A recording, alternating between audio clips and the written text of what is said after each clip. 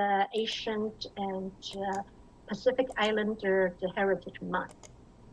And I want to thank Ali of the Dyker Library again for using individual donors' funding to the Dyker Library to expand the impact by offering this class to serve all the people around the world. Thank you very much, Ali. And I also want to welcome Henry, our amazing instructor.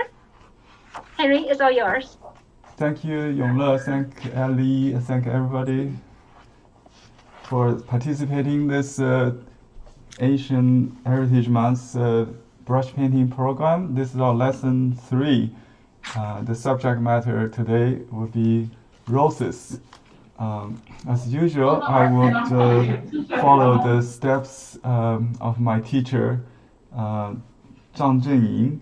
Here's his book, Zhang Zhenying. And this is the picture. He took this picture during a movie, I think. So he was dressed up like an ancient master. This is a book with his last one-man show, I think in his 80s. I try to find that moon with a rose. That's and you can see some other. Okay, here's the one. Yeah, this is the one inspired me to do the a smaller painting in the handout. If you have the handout, you can find that. Let me just browse to that. Let me. Okay.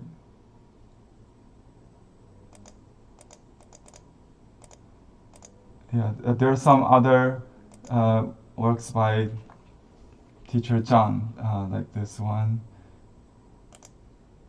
This is the one I did. You can see the the style, right? Similar to, I just changed the composition from vertical to horizontal. I didn't do the birds because I don't have much room. Because he has this couple of birds with the moon. It's a symbol of perfect marriage or something, like 花好月圆. Okay, and this is another painting based on this kind of flower. Is the climbing rose. But you can see this wall. So they're usually like creepers, climbing on against the wall. And we have this in our backyard. It's multi-petaled, and sometimes it's single-petaled, right? And they bloom only once a year. So there is probably 3 major kinds of roses. Some bloom every month, roughly. Teacher Zhang has a joke when he painted somewhere in his collection, maybe.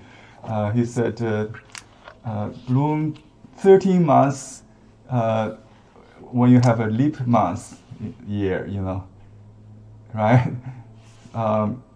In Chinese, we also call the Chinese rose 月季 or 月红, means monthly flower. There's a yellow one with young chickens or roosters. And you can see the style. And behind me, I have a painting also to show you. It's this one. The original is behind me. You can see in the frame. This is a photograph on the lower left. Okay, so we're going to study how to paint roses. And before that, we can see some real roses here. Okay, rose has thorns, so I got cuts when I, cut them just moments ago. So be careful when you deal with the rose, right? but they are very fragrant. Smell really good. Very good smell and a beautiful color. If we compare the flower petals to the peony we learned in the first class, right? You might see some significant difference. Maybe for some people they don't think, but from artist's point of view, rose is very different from peony. Let me tell you what's the difference, okay? And the color we're going to use for this illustration, I just need the red, I think. So I just use rouge, okay, rouge color, and I dilute it with water to get a pink. All right. So to paint petals of flowers, we usually load the brush with light and dark, and then deliver that with variegated. We call it variegated load. You can vary the color, the hue even later, but at this point I just want to use one color but different value. So see the brush. By the way, this brush is the combination brush, stiff and soft combination. You can use a soft brush. You can use any soft brush which is white, like this large one you probably got, or this basic soft. These are our soft brushes for petals. Okay. So when we do peony, remember we hold the brush like this basically, and you can push sideways to get a broader, larger petal. Basically, the tip of the brush always stay on the bottom of the petal, right? So you can add more petals on top and larger petals. Well, it might look somehow like a rose, but for me it's the opposite. Okay, let me show you what I would do with roses. So this is a peony, right? Peony. And peony has dark value in the center and the lighter towards the edge. You might have some essence of other colors, on the edge, but generally speaking, they're more like that. And rose, when I do rose, I hold the brush the opposite way. So let me just hold it this way. You can see. So the dark is on the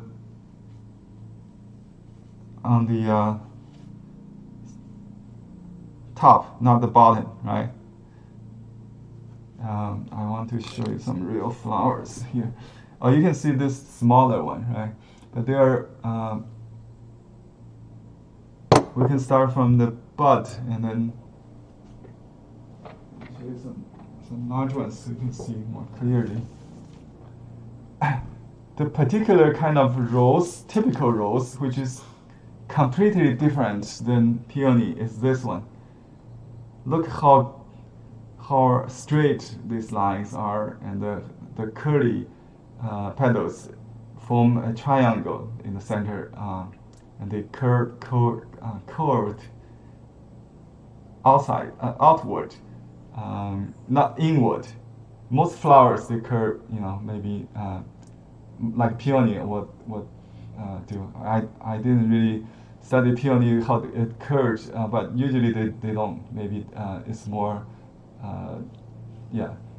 inward, right? But rose has a tendency of this curved outward, so it forms a dark edge. The color change, so in the later stage of the blooming, you'll see even more clearly, this kind of dark, and then the inside is quite light, right? That's the impression of it. Can you see? When we see real flowers, we don't need to copy or take a picture and copy. You don't need to copy. You just want to understand it thoroughly. Then you can do it without reference, from memory. When you sketch real flowers, you try to capture the spirit, not just copy whatever you see. You have to do a lot of deduction and reorganizing, maybe. So look at this center part. It forms several. How to say this? I always use the metaphor like the Israel flag kind of form. Like two triangles interlocked. Okay, let me draw some line work maybe. Okay, let me finish this first, and then I'll start some other practice. So this is the way we try to. The outer shape is very important, very different than any other flowers. So it's like that, somehow with deep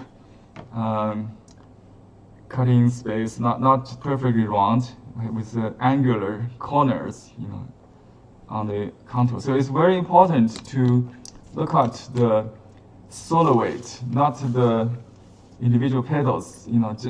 Ignore all the details. Just see the outer shape. Let me show you what I mean by that. These pictures I took just 20 minutes ago before the class. I watered them, so you can see some of the water drops. Okay. I'll go to that. Okay. This is what I uploaded this picture to the folder that we had. I'll talk about the folder later. I forgot.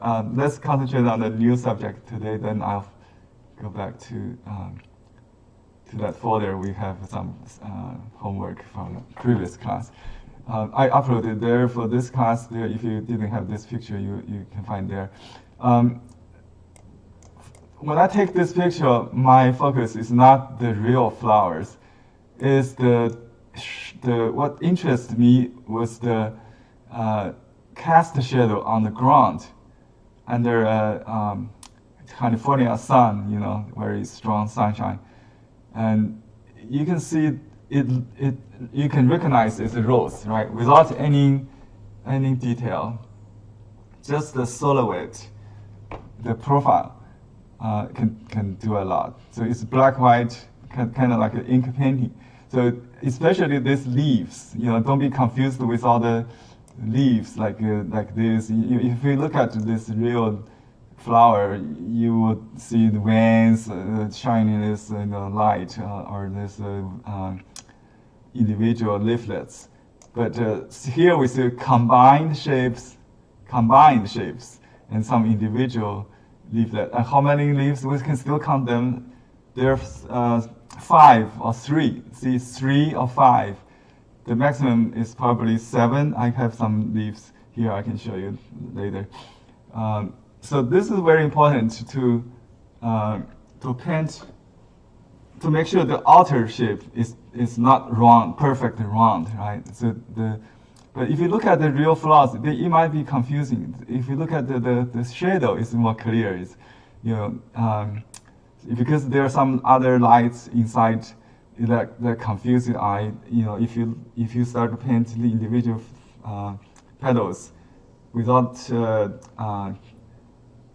this shape in the shadow, say, you might paint it too wrong, too much like a general concept of rose flower. It's not really you didn't capture the spirit. That's in other words. So capture the spirit, just like you squint your eye, you just see, from distance, or just when you look at these shapes, you can tell, Okay, this is Professor Teacher Zhang's painting with chicks. Do you see that dark edge on top? Right, like I just talked about here. Let me see if we've got. Okay, here's his outlined rows.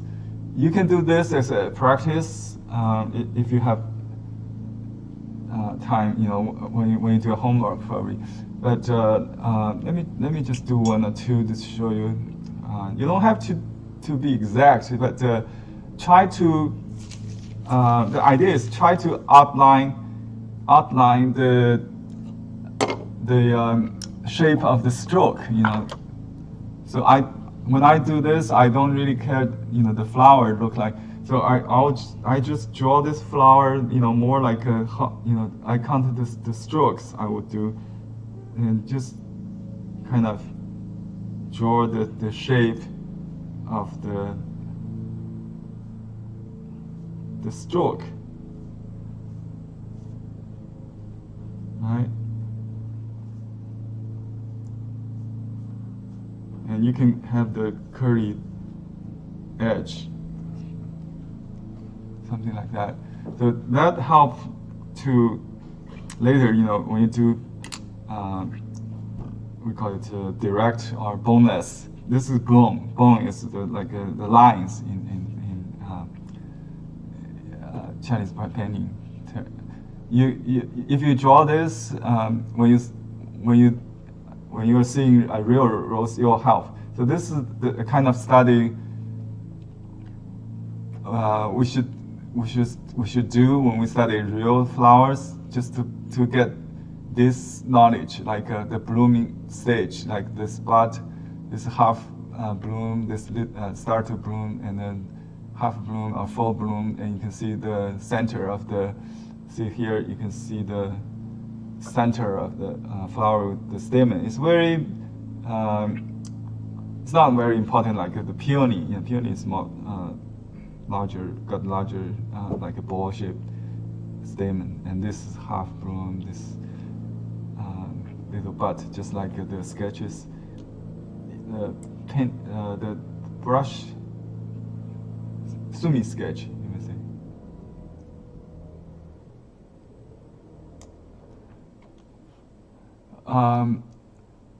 This illustration has two species here. The left one is Chinese rose or hybrid tea. I think the hybrid tea represent all the contemporary modern roses. They usually have these characters we just described. This is a wild rose or climbing rose, single petaled. Okay, and this is a Chinese rose or the monthly red, or what do we call this, 月季. They're usually pink, I think, but could be very different. They also vary during the blooming time. This is more like a rose, typical rose color. We can omit some flower to do this painting with birds. We already did birds last time, so according to syllabus, we should do birds with rose and the moon also, right? We did butterflies earlier in the series, right? You can see how he did the black butterfly with this very soft, like this kind of color, this rose here. Yeah, you don't have to paint the this kind of rose you get from florist stores, like a perfect rose. It's beautiful, more beautiful when you have this kind of character. Okay, and even like a fading petals is nice. Not just paint perfect roses like this. Okay. Let's talk about some other parts we need to know before we do a complete study. Okay. The leaves and the stems. Their roots are woody shrub. It's like a short, maybe half person, or not very, unless it's climbing roots, could be very high. They are woody because if you don't trim them, it will become very. The old trunk usually, you can see just like a tree peony, it has a woody part, like a very old gnarled bark, with like a bark kind of surface. But we usually don't do that part. Personally, I like that part a lot. So I use indigo and some vermilion. You can also use umber to make a gray, warm gray for the trunk. Okay, the trunk just even width, not like a peony, tree peony, right? So it could be, you could have sections. You can vary the section, not like a bamboo though. Just straight, but they don't usually show this in real situation. In painting, we can make the trunk, make the stem, thorned stem, more explicit because we want to show the spirit, capture the spirit of rose. On this example here, I didn't do the thorns. I just realized that. What a shame. Okay, look at this one. Yeah, so this one I exaggerated the trunk, not the trunk, the stem or the branch, right? Okay, so this is too thick. You can have thinner ones like that. In spring, you also, excuse me. Let me mute this person. Yongle, you check. Maybe I just saw someone in the waiting room. I'm not sure. Oh, okay. Double check. Yeah, there are some latecomers who need to log in. I didn't don't see anyone in the waiting room. Yeah, I didn't see anybody either. Okay. So at this point, we just practice the line. Don't worry about composition. So you can use tip-centered stroke. This kind of. Usually the stem is painted after the flowers and the leaves. But you can, if your composition, the stem is very or branch is very important, you can do it after the flowers, before the leaves. But make sure it's not too dark, so you can cover it with leaves. And then I will use a stiff brush with point. That's like a basic wolf hair brush, a stiff brush or calligraphy brush will do. And I use rouge with ink, or you can just add some green. I add some indigo to make it like a purplish. Yeah, you can sometimes, to get a muddy or dark, you can add some yellow, just 3 primaries. You can get all the colors, basically, yeah. So I just add a little yellow too. And I want to show you an interesting picture, how to do these thorns. Wish I can find that. Oh, here. The kiss is chocolate stroke, okay? But you have to turn it sideways. Let me see, yeah. Okay, to the right, I do a nail head, press stroke, and then a sharp tail. Nail head stroke is normally like this, right? That's what we call nail, like a nail head with a nail head. So you press, and then you can have a little bit curve, just like this chocolate. Yeah, a little bit curved down. That's what it looked like. And then do the left, same thing. Press down and then turn back a little bit to the center and then kick out while you lift the brush.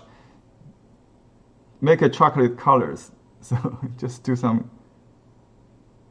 Yeah, I have these lines here to guide me. So you, yeah, just and you need to vary the distance so they don't, come side by side too even. You can have some.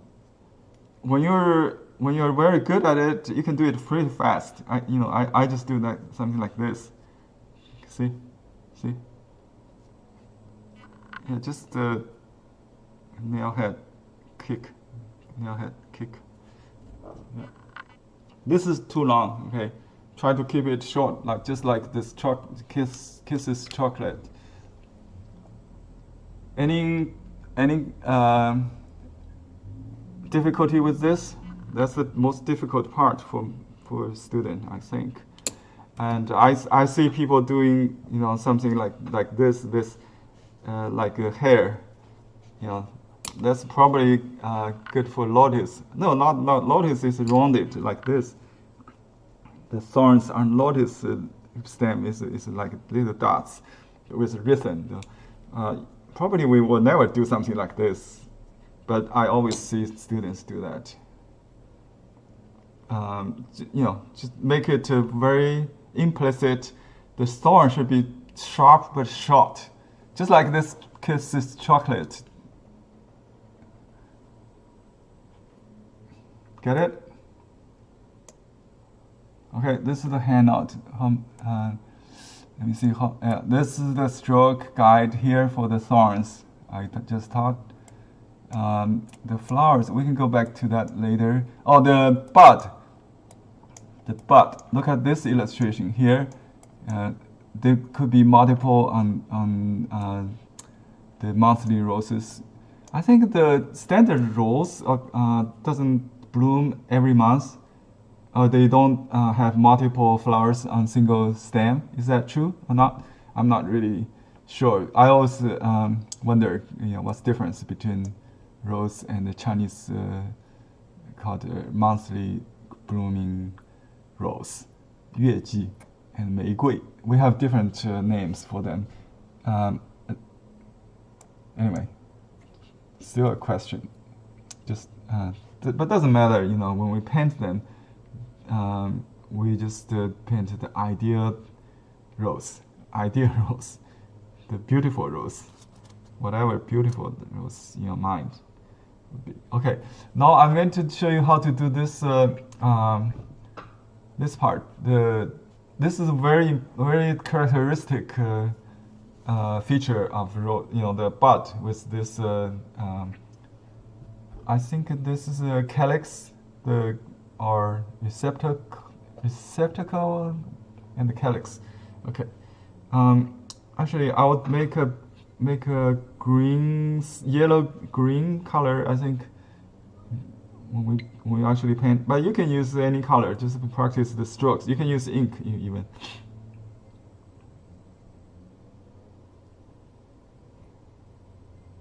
Okay, I just got some dirty color. That's okay. The bud with this is 6 strokes. Okay. Usually we paint we paint each of these I call leaflets kind of thing with 2 strokes, one up to form towards the top, the imaginative tip, and then we can do the tip part because they have this kind of if you look at carefully, there's a sharp tip like that. So so we do this part upward and then this downward. Okay, so I have the arrow indicating the movement of the brush, the stroke. So upward 3 and then downward. You don't have to match each individually. It doesn't matter.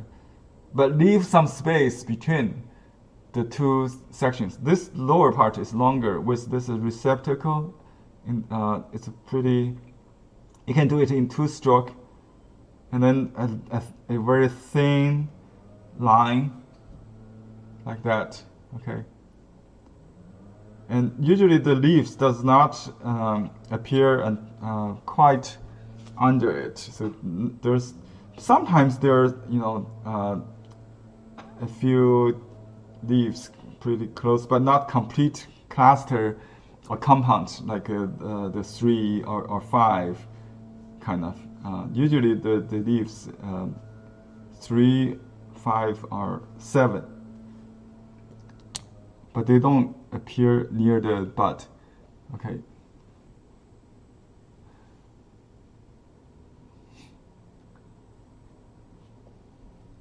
Okay. If you look at the shape of the leaf compared to, say, the same kind of leaf we learned last class, wisteria, I say same kind is a pinnacle. Is that the word? Pinnacle compound leaf or something. They come with a major center stem, and then paired on the side, and then there's a single one on top. But the wisteria is very narrow and has wider space between the leaflets. And rose is relatively rounder, especially the larger roses, I think.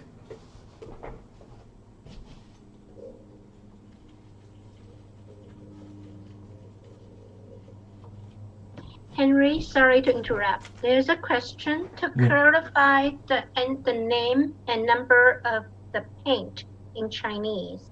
When you mention vermilion, is that 曙红? Vermilion is a 朱标. 朱标. Yeah, Okay. it's the orange color. All It's right, a thank you. 399. 朱标 is number 399. Yeah, That's you can okay. also use, for this color, I think you can use 398 for the flower petals. Let's try that. And what name is 398? It's 朱砂. 朱砂 is a little, let me put side by side so you can see. So this is both of these are opaque colors. You need to dilute them with lots of water to make it semi-transparent. So this is vermilion. It's a more orange reddish than 朱砂. Okay, let me show you. Okay, enough about the characteristic of roses. I think we'll learn more when we do the complete painting, I think. So this is the leaf. I'll put this on the side so you can see it. So this is very different than the wisteria, for example. It's here, you can see.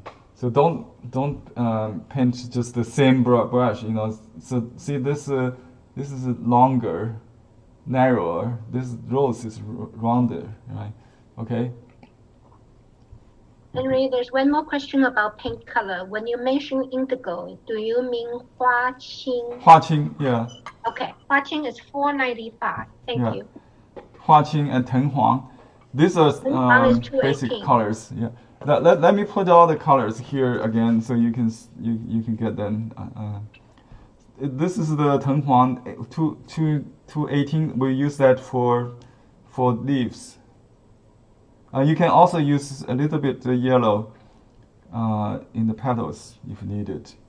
You can just add some here. My 藤黄 is always dry. You can use a toothpick to get them. So I put a little bit yellow for just in case I need for the petals, and then a lot for the leaves. I separated the two in different dish or saucers so they don't make a mud.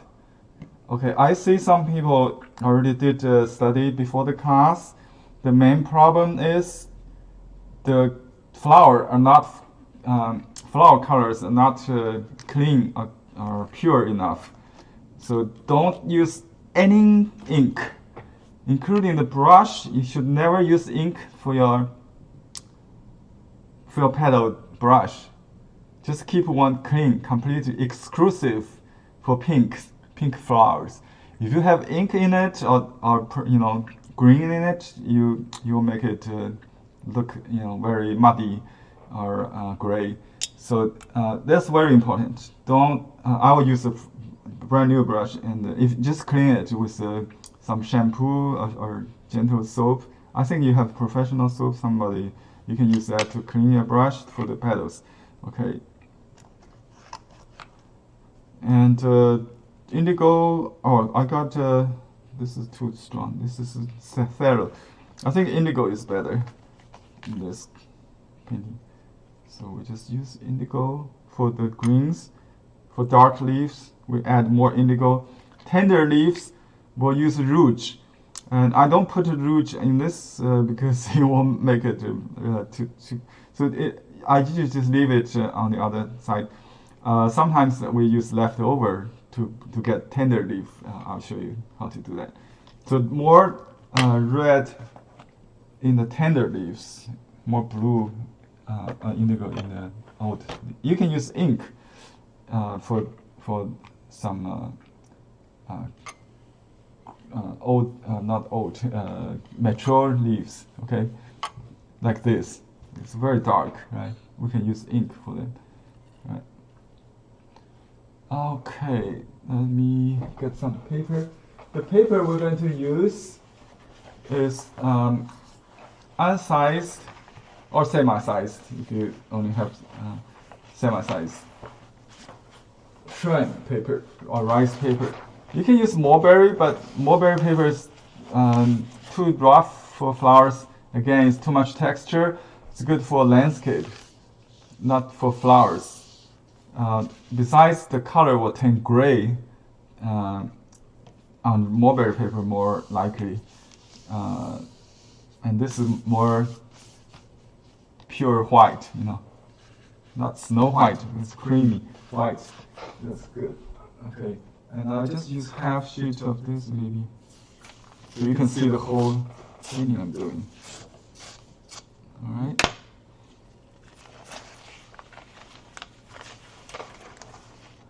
I'll go back to this handout later, maybe.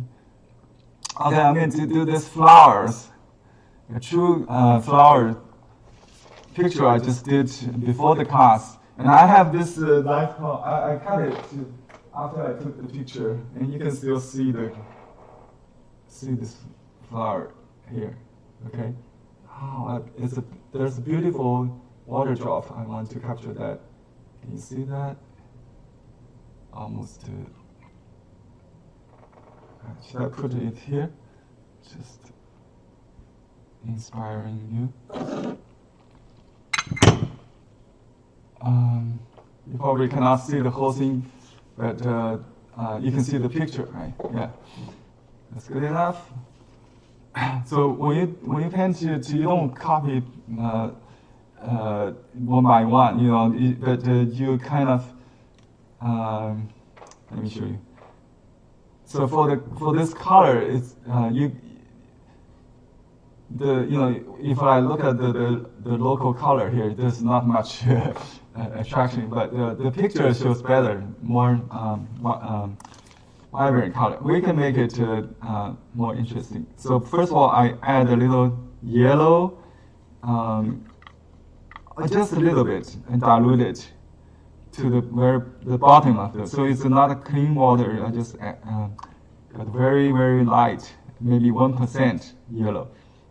I do have some red here, so make it orange. That's okay. It's going to be orange. And then I use a little vermilion, which is orange color. Okay, orange color, about 1/3, 2/3, I think. Yeah, up to 2/3. So the heel of the brush is clean with only a little bit yellow. And then the rouge. Rouge is, what's the rouge number here? It's a very bluish, just like this color here. This rouge, 400. Okay, and let me put a little bit rouge here, so you can see the fresh ones. I'm not sure that in the dish it could be carmine. That's what. Yeah, this is rouge is much darker, so that could be carmine. So I got 4 colors here: yellow, vermilion, carmine, finally rouge. Okay, so as I hold the brush, so they're not blended. Okay, they just multiple load, variegated loading, right? So they vary from yellow, orange, carmine, red, and rouge to the tip. So I'll start from the center. So it's right here. So you can do a little triangle, you know. Let me think about composition. The flower should not be in the middle, right? Should I do the vertical? Because vertical is kind of hard to put in the camera on the camera. So I just do it like horizontal. So this flower, I do it on this golden spot. It's like 1/3 or something, whatever.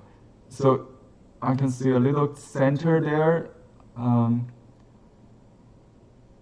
Oops. Yeah, this. You can do the front one and then the back one. Just make sure it's not stuffed, not completely filled. So leave some space between the strokes. I do the darks when the brush is dark. And notice the angle and the crossing, like the layering of the petals right here. I got the, and I always look at left and right, you know, so it kind of balance it. So I do it like this, then I consider how to balance that somehow. Maybe I don't need, so I just keep continue on this side. And you see my brush tends getting lighter, so I would exhaust this load until before I reload. Okay, so I just use this more of the side to kind of blend it a little bit, but still leave a lot of white. You don't need to fill in all the. That's very important. Leave some white between the strokes. You can use water to blend. Don't use color later. So I noticed there are some sharp kind of angular shape here. Don't have to copy exactly, but just kind of. You can overlap, you know, because this paper has this advantage that all the strokes are kept separated with a watermark. You cannot really combine them. See, and now I'm painting the outer shape, the lower part. It starts to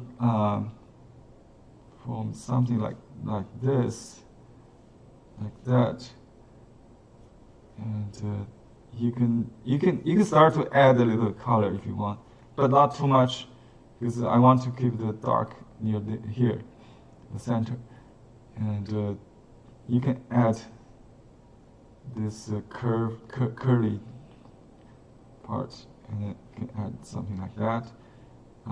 It should be softer though, because the shady part is not very focused on.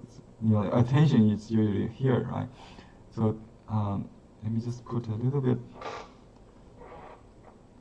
You know, don't be too deliberate. Just casual, like don't try to depict. You know, if the feeling is there. The impression, you know, is the feeling you captured is very important than the actual form. So if you start to use your rational brain, you know, try to identify each little things, I concentrate on the outer. So this, what happens here, it doesn't matter to me, really. Just let the brush watercolor does it for you. So usually we would have a bud. Let's see. I don't have a bud here. Oh, there's a bud on top of there. So we can use this small model here. Maybe just borrow that here. Well, don't worry about that. We'll see if we have space. Okay, so next I'm going to do the leaves. You can do the stem if you want, because if you do the leaves first, you still have to draw this stem in your mind. So your leaves could be connected later to the tight, to the stem. Otherwise, it will fly in the air, right? So I use a stiff, soft combination brush for the leaf. And I use some yellow, some indigo, and some rouge for the tender leaves first. I really don't. Okay, I see. I think in the picture you can see a little bit of the calyx. Yeah, some hanging. See that this little leaf calyx, we call it, right? So you can do something like that. Just add a few. Okay, it has red in it. We got all the colors in one load. Very important. If you try to add it, you will lose the spirit. Spirit is more in the calligraphy. Your feeling is also in this calligraphy. The gesture of the stroke. It has to be done in one. If it's too wet, you can adjust the moisture, the heel of the brush, with paper towel, so it will give you more time to work with. I'm going to draw this stem under it. Again, the gravity. This line, like I said in the Peony class, is life and death. You don't want to do it right in the middle and then start right in the middle of the paper. You want to start from one of these 8 spots, except the centers and the corners, right? So I'm going to do this here. Curve a little bit is okay. I make a pause for leaves, to come. Okay, so I got green plus rouge, and you can see a little red tint there. All right, so I use the same brush. I can add a little more for the leaf, I think. You can just got a yellow, green first, and then touch a little rouge to the tip without blending, just like I did with this this part, calyx or receptacle, whatever. And then let me see. I just put it out. Oh, I think I cut it. There's no leaf until much lower, but we can change. We can do the leaves here. We can do 3 on top, maybe 1. Maybe you can overlap with the. Maybe add a little more red. You can make up, but just assume it's done in one stroke, same kind of stroke. So I got some pure rouge there, like that. It could be 5, but yeah, just you don't need to count all the leaves.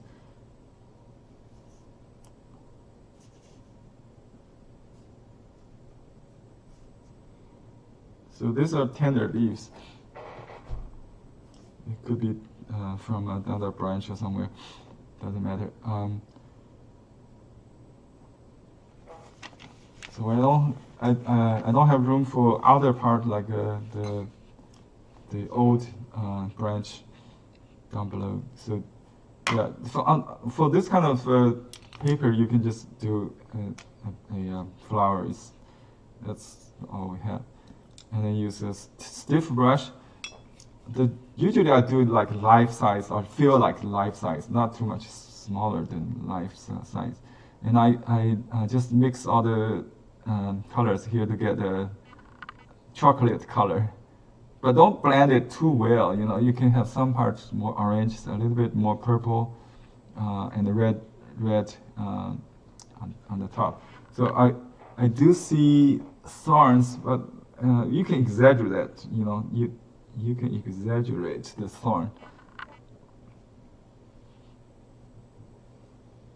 The kisses stroke. You can do it slowly when the brush is dry. If it's wet, you can do faster. See the rhythm. Some small, some large, some closer, some sparse, some dense. Yeah. Okay, so that's it. You can add a butterfly. Let's do that. You can use the white one we learned. You can also just copy the black butterfly I saw earlier in one of the sample paintings here. Yeah, this one. So I'm going to do this one. I got some leftover ink. You can use a stiff brush, not the big one, maybe happy dot or some kind of, or basic wolf. Yeah, this brush would also do. Basic wolf. Okay, and then the front wing first. Let me just put the butterfly right on the flower here. Okay, it will stand there. So imagine the head there. And you can do it maybe from head to tail. That's okay. And some backwards is fine. And when the brush gets dried, or you can do faster, just do a softer, lighter stroke for the back, for the other side of the wing, the other wing, the back side. Yeah, and when I start to do, to make up, it loses the spirit. I try to do not repeat. It's okay, not perfect, but not, it's getting worse usually when you try to fix, when you try to depict things. So the very long, narrow leg, you can use a tiny little brush, like the small visual brush, like this. I think someone got from the library. You can use dark ink. To draw the antenna. Okay, this is too thick.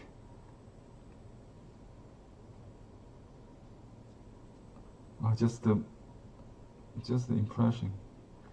Okay, and add a little vermilion, which is an opaque color, or you can use cinnabar. It's a little and mix them, maybe more opaque actually. Okay, I just add that to the ink. See, it covers the ink, yeah, like that. And you can sometimes I use a little green color, on the body, but you don't have to.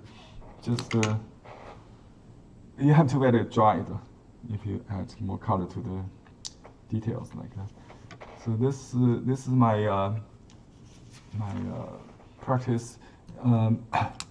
Yeah, if if you want to add more color, you can add.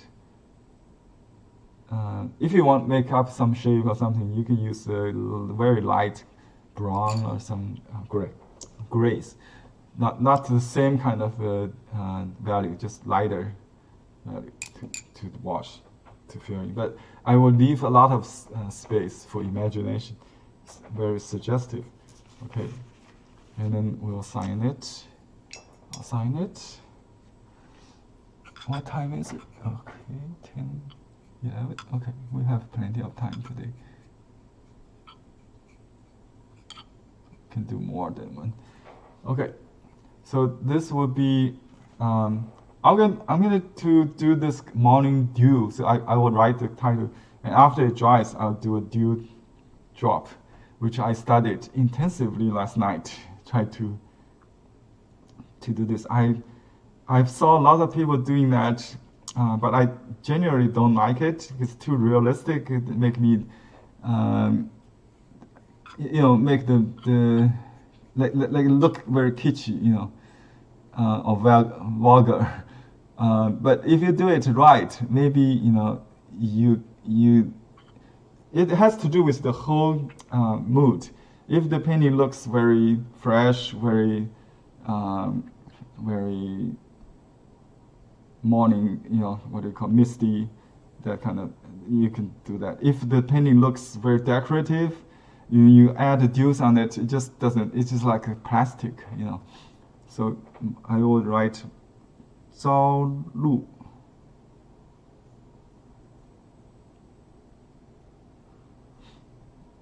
Zhao Lu is a metaphor of life by a famous poet and politician, actually, statesman, Cao Cao. He thinks that human life is like a morning dew. It's euphoria, Okay, whatever. 朝露 is the morning dew. And you should already feel it. I can, because on the painting of this painting on this handout, you see, I can, because the wetness of that. If you even 100 years from now, you look at the painting, you feel almost like still wet, right? That's the kind of charm of Chinese brush painting on rice paper. Yeah, don't even have to paint the dew, it's already there. But if someone like to do, I show you this technique I just learned last night from Western painting.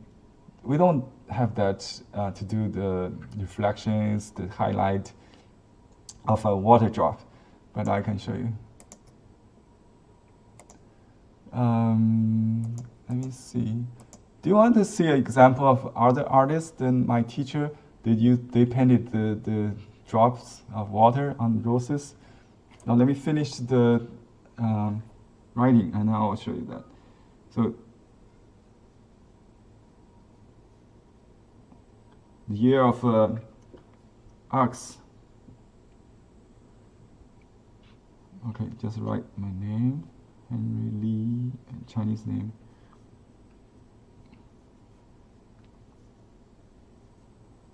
And you can say, because it's a painting from life, and we have a verb, 写生.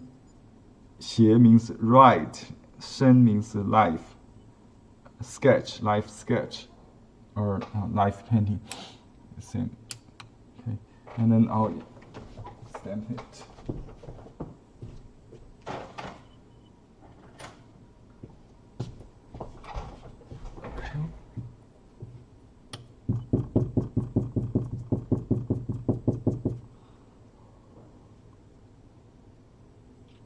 I stretch the paper, kind of use my fingers, so that I don't have to put a pad sometimes, just to save time. And press gently, lift.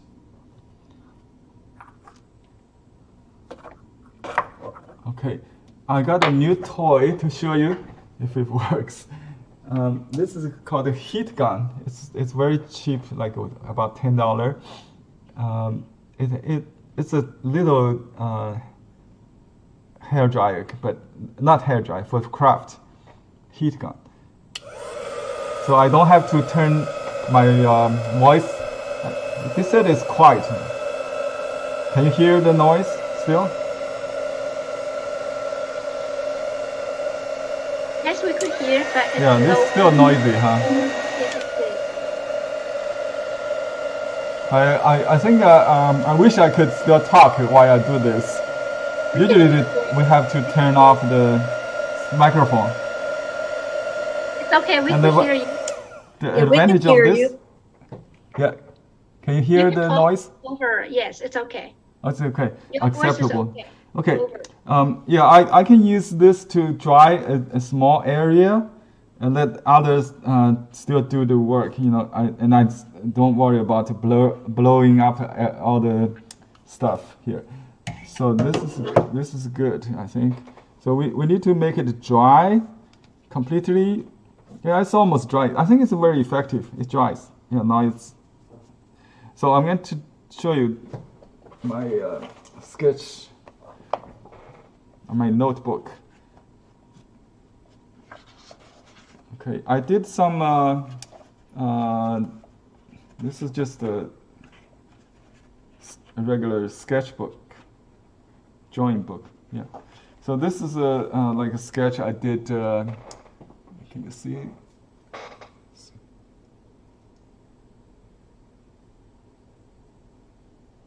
Okay.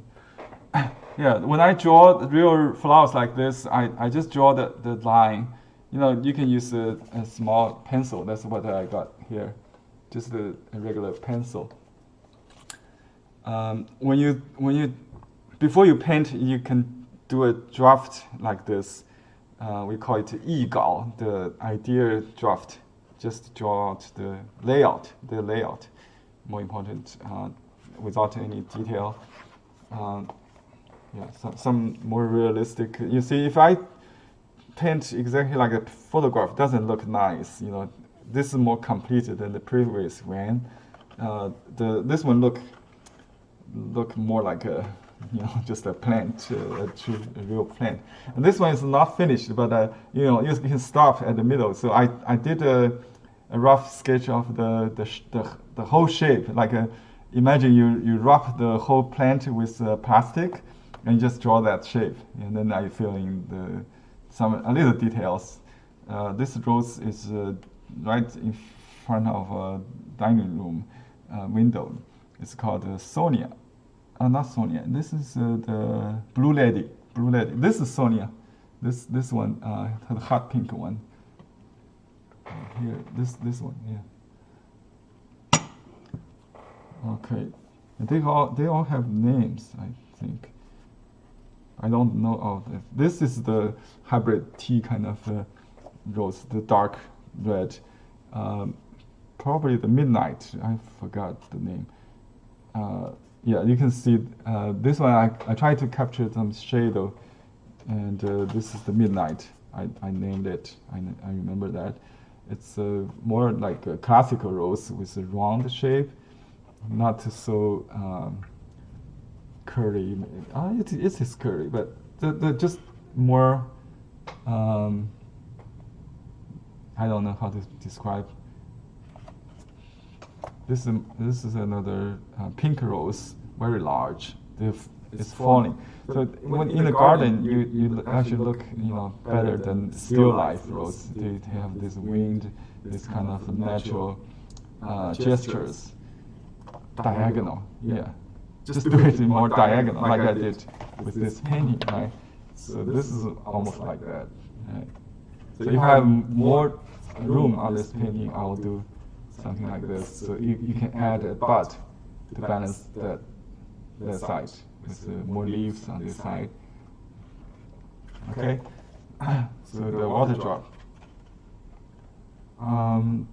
Yeah, we have real water drops here, and I can just copy from what I see. But I want to talk to you a little bit about what I learned. The water has a different shading than other objects, you know, in life.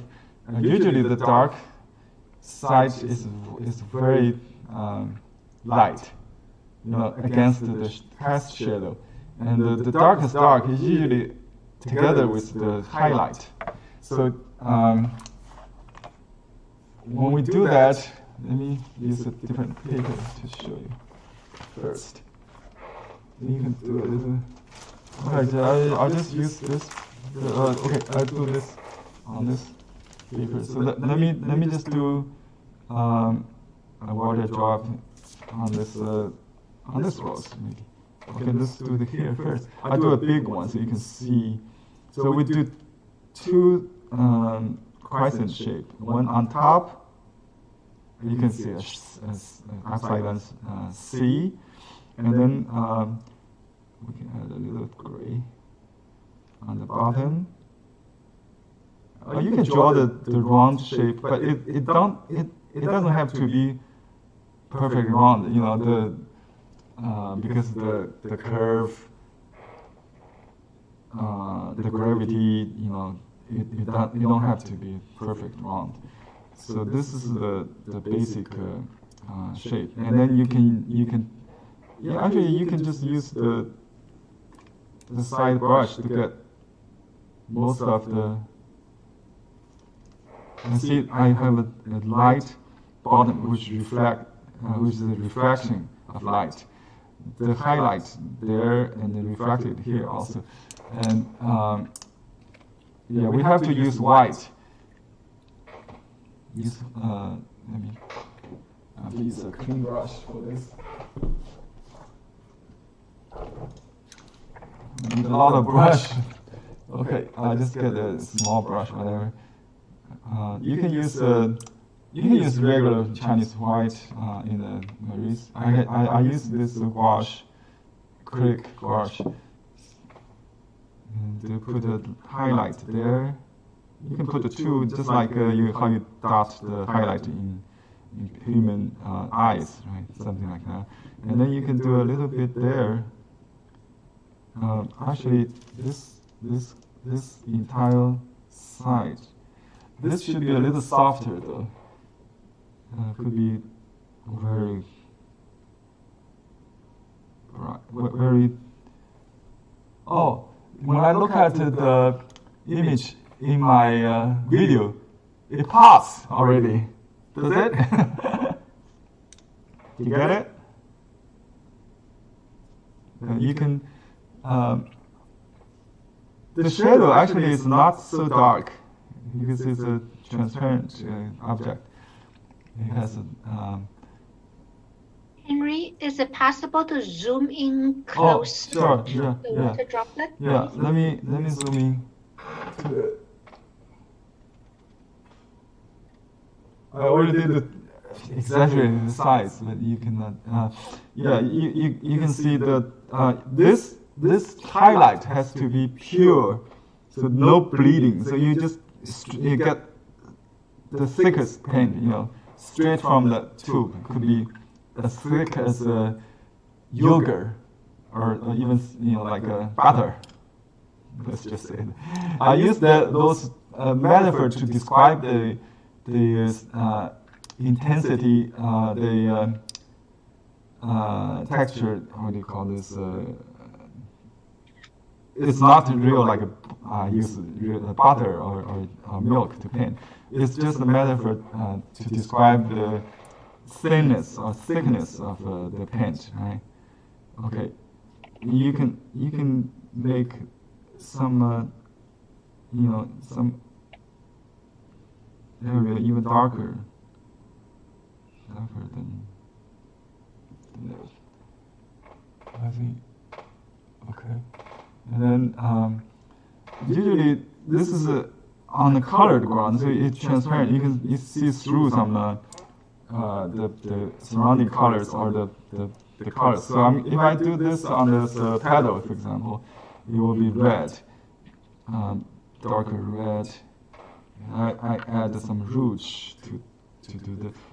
The best part is if you already see some kind of hint. It look like a dew already. Just add a little touch, but not too much. You can. It saves a lot of effort. You really do not need much effort. So if I already see a circle there, and okay, you don't see this what I'm working on. when I zoom in, I have to move. Henry, I'm sorry. Yeah. Can you zoom away now so we could see? Yeah. I think somebody was saying that we cannot see. Okay. See, I'm working on this little life-size dew here. So I use white enhance this little drop. I don't know how it calls. Just sometimes when you paint, you have this kind of texture left, like these watermarks, and it could turn this easily into a dew. You see the okay. I just keep working on this. Maybe Henry, move your camera lower a little bit so we could zoom into the area where you are currently painting the new droplet. Yeah, you need to really see it. But look at the large one here. It's all there. So you can make this a little bit softer, I think. You can use just clean brush, soften the edge a little bit. And that's about. It will make it more real. Okay, so I'll add another. You see this crescent on top? That belongs to the water itself, and the lower part is the reflection. So there are two strokes. Let me put this steps here. Okay. So when we do this, we draw a crescent on top, and then a lighter one. You can add a little water if you want on the bottom, but this is the outside of the rock. You can draw a circle with a pencil or you put something underneath, sometimes it will help. But this is within the circle of the dew. Okay, it could be combined like that. And we can make the darker with a little blue maybe.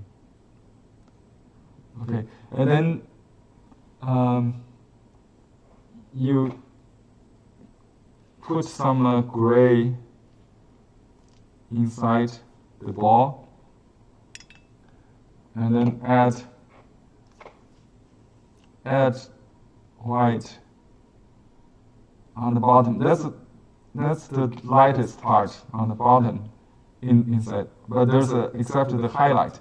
The highlight has to be pure like this on the top, so we add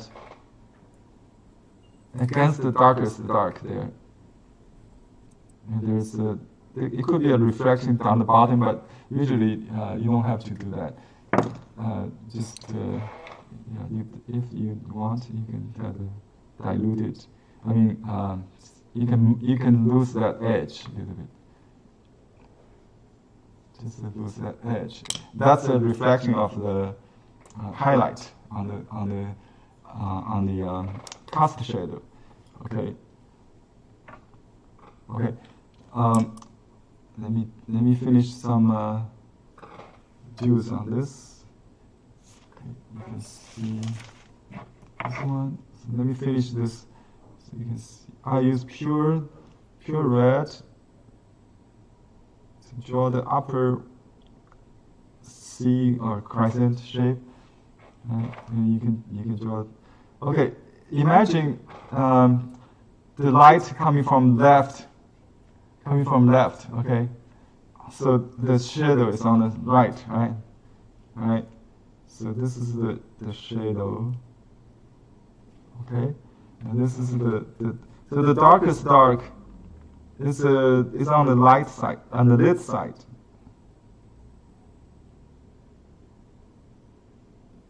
It's like that. That's very different than any other things in life. And you can use a clean brush. A little bit. You can use a little, gray, whatever. Just to blend that. To create the volume, and then use white to do the bottom reflected light. Okay, and then the top it will be just a little highlight like that.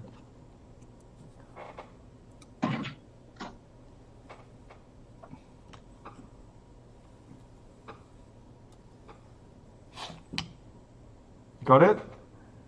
See the water there? The water here?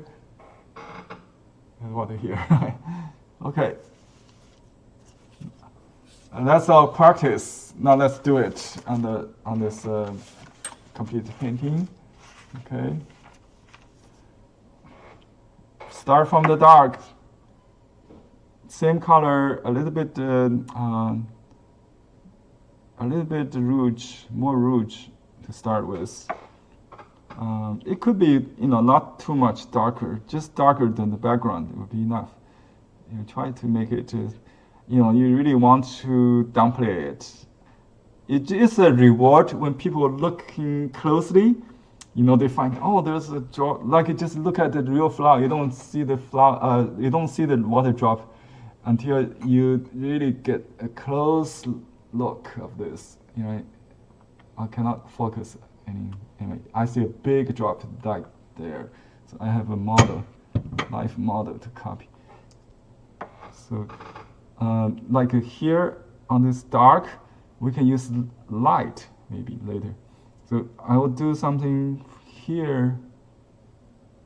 And here, okay, here's a good spot, and I really see it here.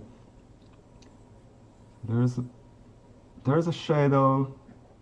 Imagine the light always coming from the left, right? And then I'll do silver shadow, and then do just. It's very important to vary the size. In natural, you don't see the same kind of ball here. It's different, and it has good rhythm. Some very tiny, and the distance varies. And we cannot really copy every one of them, but I try to keep a rhythm. I select I do it selectively, so we have a rhythm of that. Okay, and that's the idea. So if we just abstract, just do it like without thinking. You can just do two. This program is so long. Yeah, I think maybe we got too much here, so we need to be careful. Look at the rhythm. So this big, small, sparse, and in this area maybe we can make some really against that light.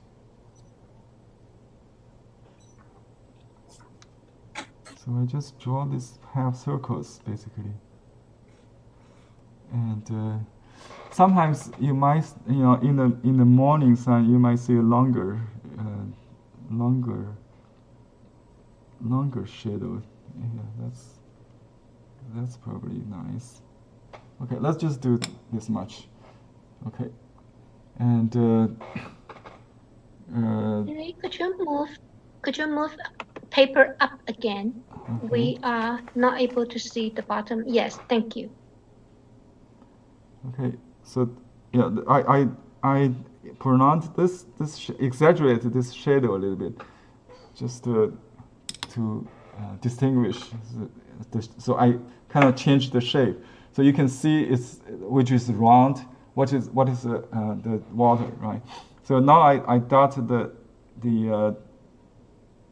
highlight. The highlight could be one or two tiny little dot, and our eye can help. So you don't need to close sometimes you can leave a lot of open space. I will show you the exact later on in the class. I'll send you a big picture of this part, so you can see how much work it actually is. You can if it's already there, you don't have to use white on the bottom. I think that doesn't have to, right? So, dark against the light on the top towards the sun. Yeah, that's about. Maybe we can make one really realistic, the other just halfway down. Oops. Make sure it's not stand my painting here. So let me move it up here. Okay. If you want, you can add white, but dilute it with a little water to add the reflective light against the cast shadow. And you can have some light to break that hard edge, and you can have some light against the hard edge. I see a lot of drops there, so yeah, just a little light. Once you have one or two identifiable beads, suddenly the other incomplete ones become complete. Your eye will identify or register all the others as water drops, even though they are not. You didn't really have to complete those. So sometimes in the direct sun they become faded. They could be hidden under the shade somewhere, and we can have a really large one, maybe just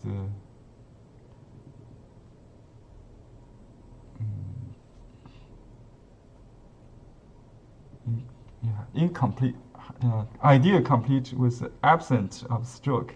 My teacher taught me in the first class. So don't have to complete all the things here. So I don't have to really do all the details, and I look at the picture on the video. As long as I feel, oh, it's a water there, I don't have to do it. Okay. And if it could make it very kitschy, as I said, very like commercial art. But people buying, people think it's a really difficult skill, and you are a master if you could do the water drops out of a paper. Look at the painting. I wish I could do the painting exactly like this image, capture this on the paper. So nature is our best teacher. That's what we say in Chinese painting theory. So always study nature, but not be bound by it. Just try to be the speaker for nature, not a slave. Okay.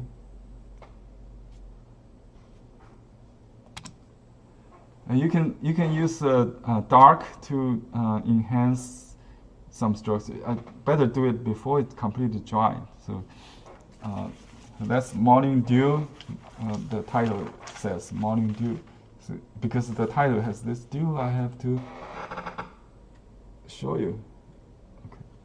Can you see the actual word? And then now you see the zoom out, the whole picture. Okay. All right. Any questions? Henry, there is a question. Yeah. How do you paint a water droplet on a very light petal?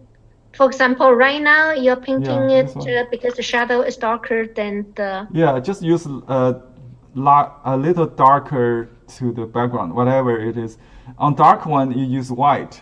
Yeah, look at this actually... you can learn a lot from watercolor, from acrylic painting, from oil painting. This is basically the same concept. Skill they developed, in realistic paintings. So I don't really have much to say in Chinese painting technique. But if I want to summarize, it's darker than the dark. It's darker than the background, but the background has to have some color. If you paint it on the white background, you have to make it a little warm gray, like yellowish, yeah, or brownish, yeah. Thank you. There is another question. Okay. How do you do the back of the rose or the side view of the rose? Okay. How do you paint? Ideally, we don't paint them as a host, right? If they are in the background or something, yeah, you can do that. Okay, let's do that.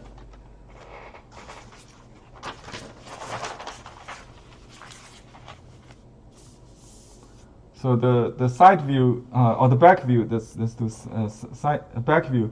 The back view, you will see the calyx, right? So you do that first. Whichever in front of something, you have to do it first. You understand? Okay. Yes, so, yeah. Henry, and you continue to use the raw Xuan paper. Yeah, I continue. I prefer that. It's spontaneous. Okay, so when you have a back view, it would look like this. Let's see the real flowers here. Yeah, so something, So, and that's a stem. You can have a receptacle like around it. Don't have to be exact. Okay, not the petal should be lighter because it's at the back, right? Look at the back of the flowers. It's lighter, right? So the edge is still darker. So we'll do that. Okay. Let me put some white. Let me just use the Chinese white here.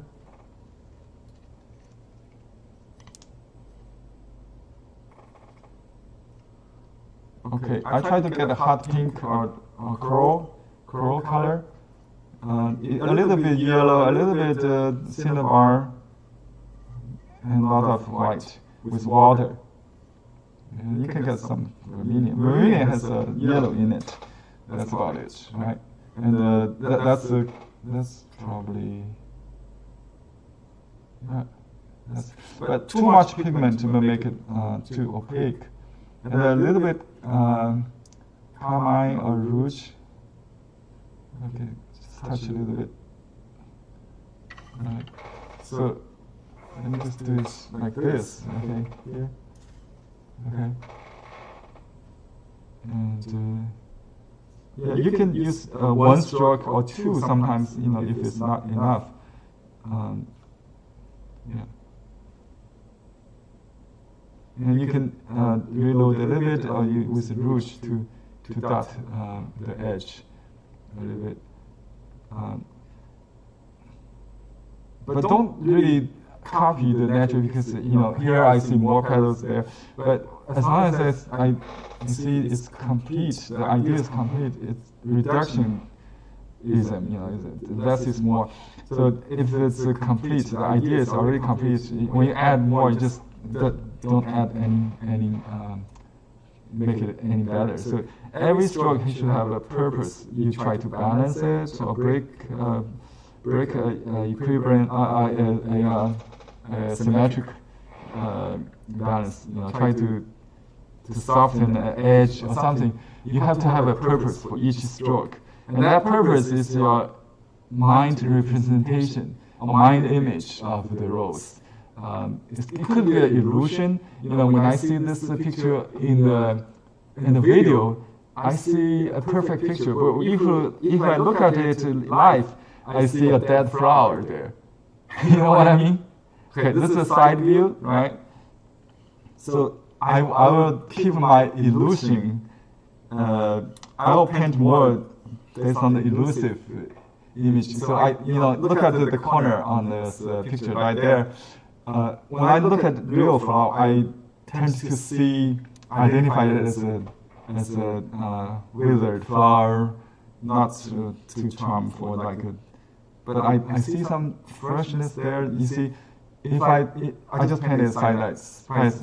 So in life, the center it's hidden, but in the picture here, I can see somehow there's a center. I can capture that feel. The delusion, or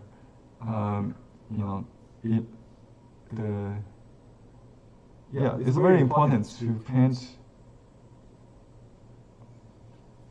the idea, what you feel, like that. So that's my interpretation of this side view flowers. You know, that's the side, maybe a three-quarter view or something. Perfect side view is kind of boring, right? You could have this kind of flat, yeah. So I really like this kind of flower, and usually, you know, I use them as reference because they're about to die, and I don't worry. I don't really want to cut like this half bloom ones, that you could sell in the flower shop. These are more inspiring. I can get more shapes, and you can see the petals, the coloration of that, the yellow, the pink, all the changes. Very inspiring, right? Okay, so let's do some more studies of different stages. Here, you can have a half bloom like that. Usually, you load the brush from dark to light, so you start from the top, and then the bottom, you know, like that. So you don't have to reload to add any. That's a half bloom. And you can develop it into a larger one, and you can add more to that. I try to keep in mind the pointing to the this stem. So you radiate from that. Okay. And okay, how about this one? The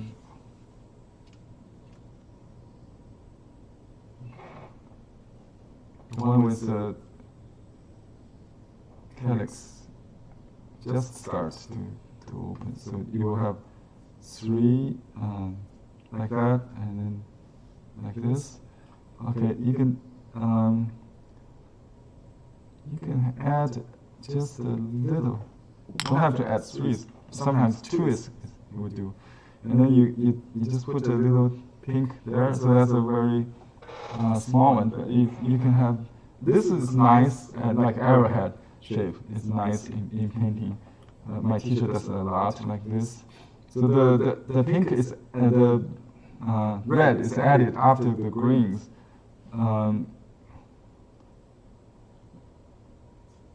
Let's see if I can do.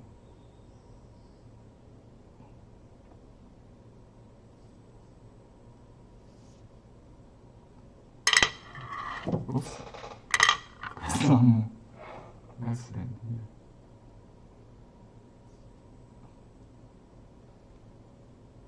Okay, some dark.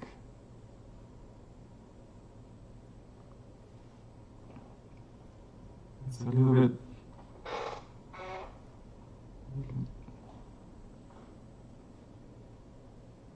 Yeah, it's kind of hard to depict the details.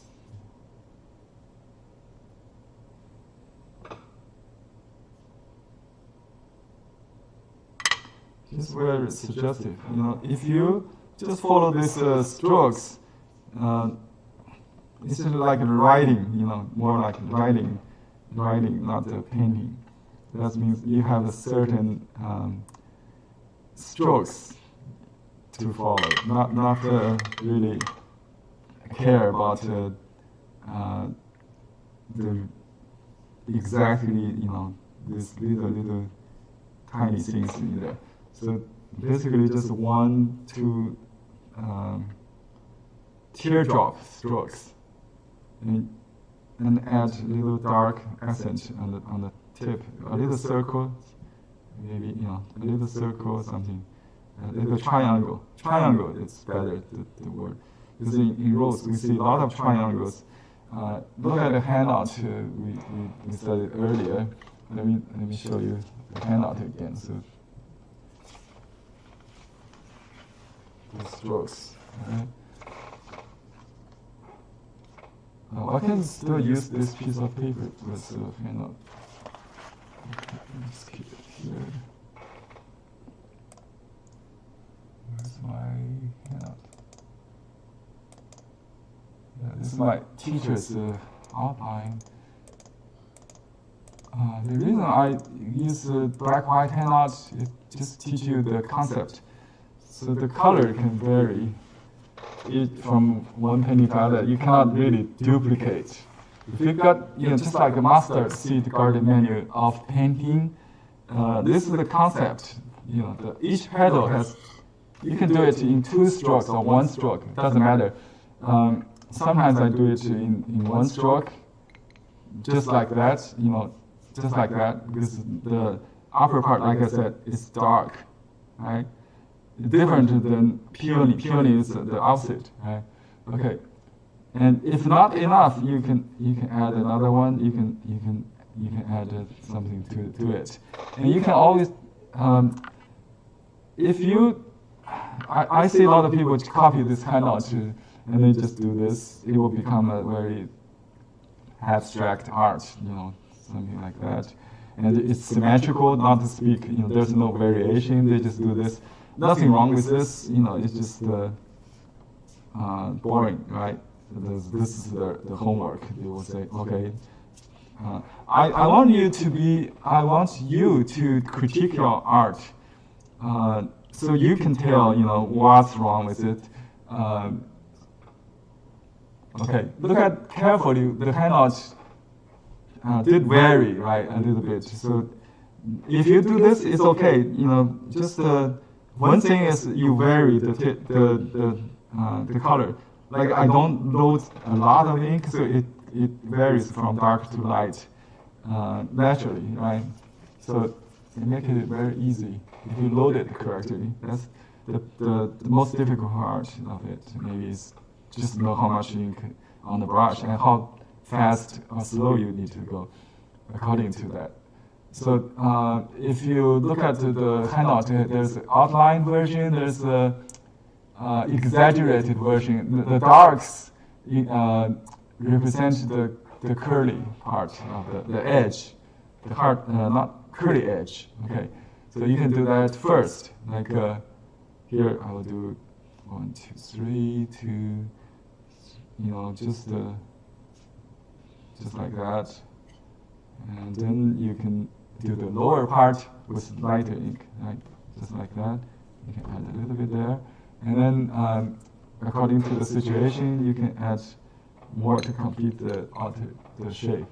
You can add a little like there, and try to vary, not to repeat exactly the angle. This is parallel, I know. So you want to change that a little bit. So make it larger, maybe here, just and make I don't know exactly what I'm doing, but basically this is the idea. You make adjustment according to the situation. The brush was appear to keep or to change. If it got like a mess up, you start to think. You start to look for the rules, like try to identify the center of each petals a little bit more if it's become a chaotic situation. Otherwise, just just let the watercolor does it. You don't have to. Usually, I do better if I load the brush with a variegated color, and then do it without reload in a sequence like this. So it will be better than blend your color for each stroke and try to control everything. If you give up control, you will paint much looser and more natural. Okay, just give a little hard edge to begin with, like in the middle of it, and then just let it loose. Yeah. Do you understand this handout? Any questions about the handout, the flower, the characteristic? Here's the bud, the half bloom one. You can do. You can. Sorry, I had a hard time download this handout. Can you point? Maybe I'll ask later afterwards. Yeah, it's in the it should be in the folder. Or you probably you cannot log into that folder if you're a Mac user, right? Are you a Mac Right. user? Yes. So this is Yang Li. When I sent an email to Right. participants, the handout should have been just sent as an attachment to my Yeah. email. That's a PDF file, right? Yes. I made it a PDF. Everybody should have a PDF reader on the computer Right. these days. It is also available. I saw the painting and the picture of the roses, actual roses, but not this particular handout. But should be in the folder. No, it's in the email sent to you. I can upload to the folder right now, but let me see. Let me see if I can do that. Yeah, I can do that. Just a copy. Sorry, but I think that this instruction seems very useful. So. You could always watch the video. Maybe you can upload it to the folder. Can you do that for them? Okay, I will do it. So yes, I think. Hold on, let's see. Yeah. Okay.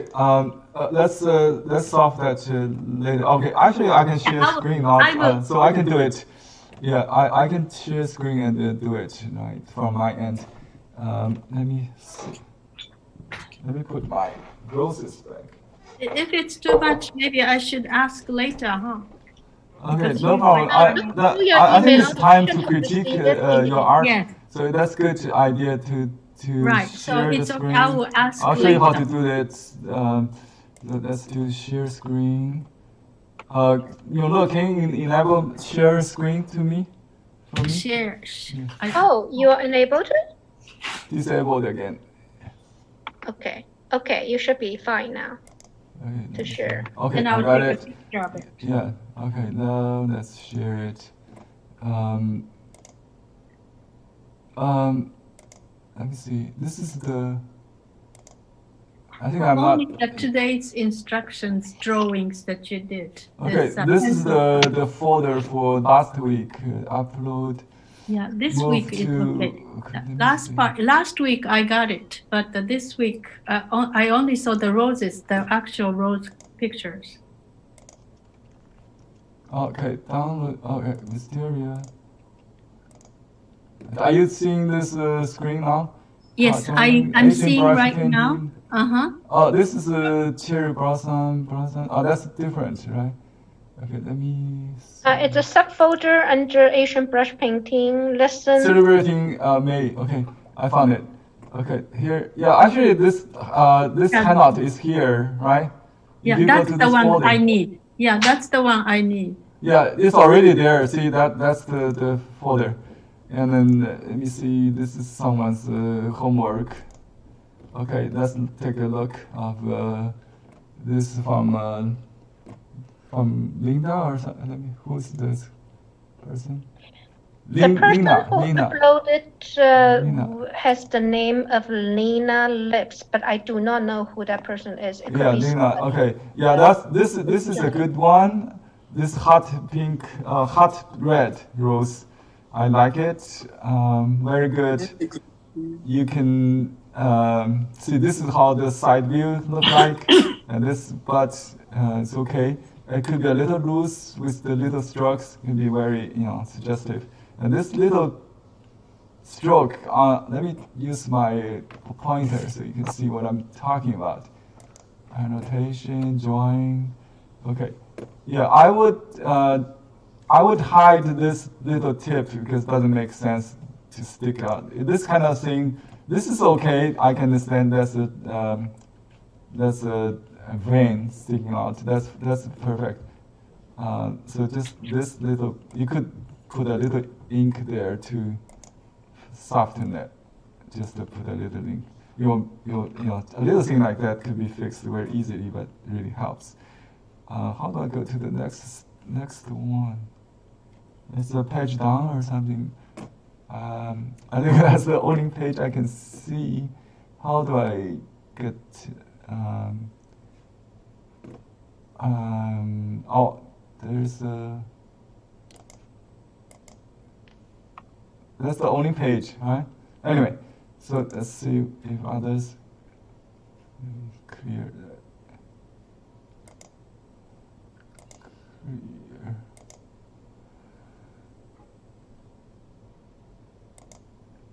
Clear. R. Okay. So yeah, you could get the handouts there. So I don't have any submission there. That's just look at your screen and critique. Henry, there is another question as a reminder. How do we paint the moon? The moon. Oh yes. Okay.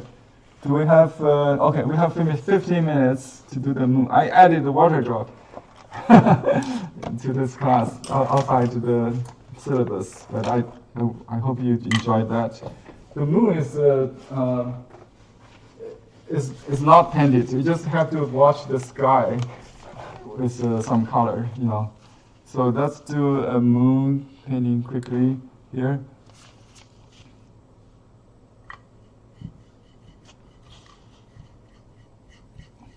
And in the night, maybe you could do some purple color, you know, to suggest more of the night color. So not so fresh, you know, you can use, but try to make it fresh. So light is good, you know. Not another thing is not to blend too much. I see another painting earlier in the folder.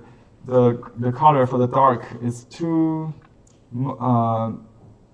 muddy because it blends too much. So I will have some fresh color without blending, in addition to the grays here. So I'm going to do a bud, or just a large flower, maybe against I want to contrast with the white moon. So I don't want the flower right in the middle. The moon could be very exaggerated, like this big. This could be outside. You can do half of that. Okay, so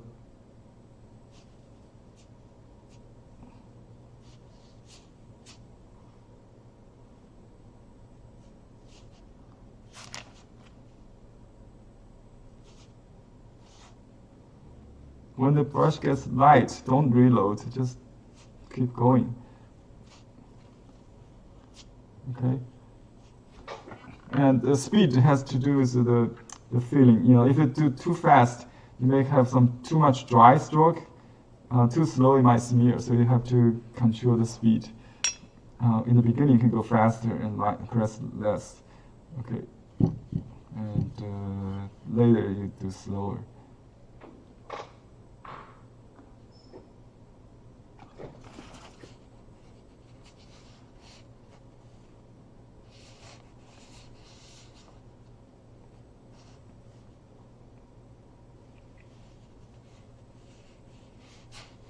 Could you move the paper up again, Henry? Thanks. Mm-hmm. So the flower has to talk to each other. So I'll make this flower facing this one, and maybe just a little bud there. Top. That's about it. I got 3 flowers, and then we'll do the leaves. Now, I just use the same brush. So in the moonlight, we try to keep all the things kind of simple. So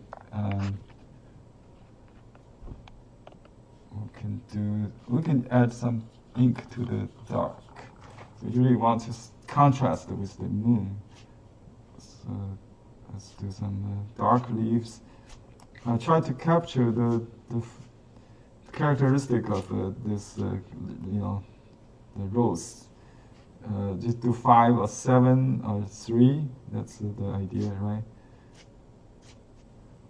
And don't have to worry about individual stem, but try to control the shape of the cluster, the whole block, the block of the leaf. Contrast with the unpainted space or something like that. Yeah, with the flowers, contrast with the flowers. Okay, let's add a little more red for tender leaves and this kind of calyx. Okay. And let's just make a turn there. You can combine this, connect them with the woody stem. You can use a stiff brush with some dirty brown color, maybe a little bit ink. Okay, just add a little ink to the vermilion or silver, and then we can just draw a line between them. And I can start from either this side or this side. Maybe we can do both.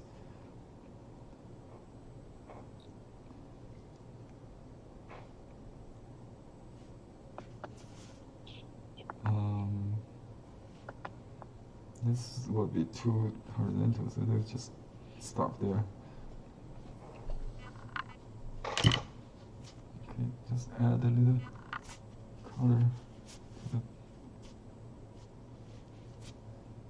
Oops, too much. Okay, some leaves between these. Henry, the left-hand side of the paper again needs to be moving up. Let me move tiny. the Thank you. flowers. Perfect now.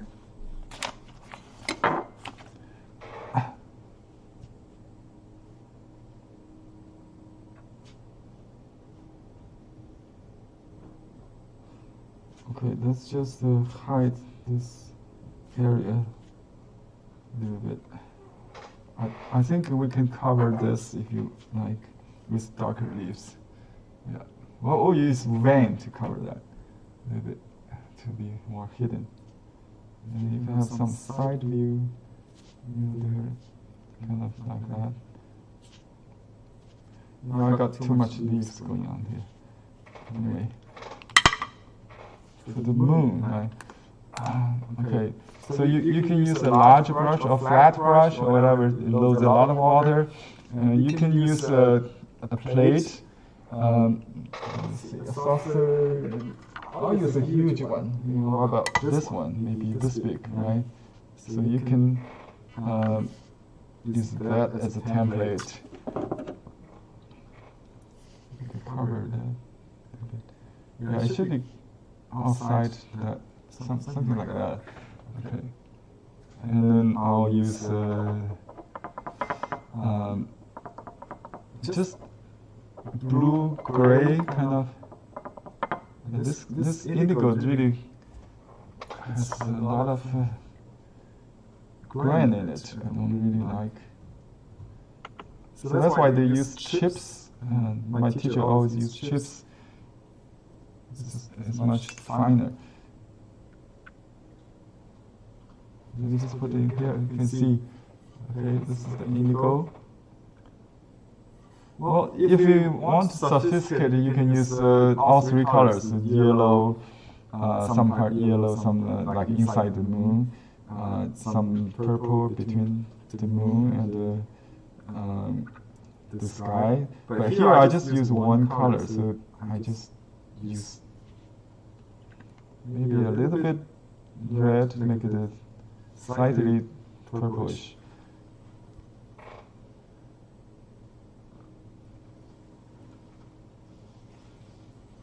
That's enough? I don't know. It should be, but I just make sure it's enough.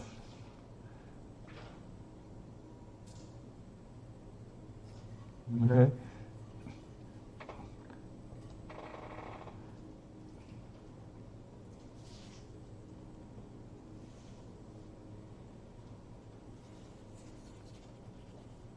See how that goes later.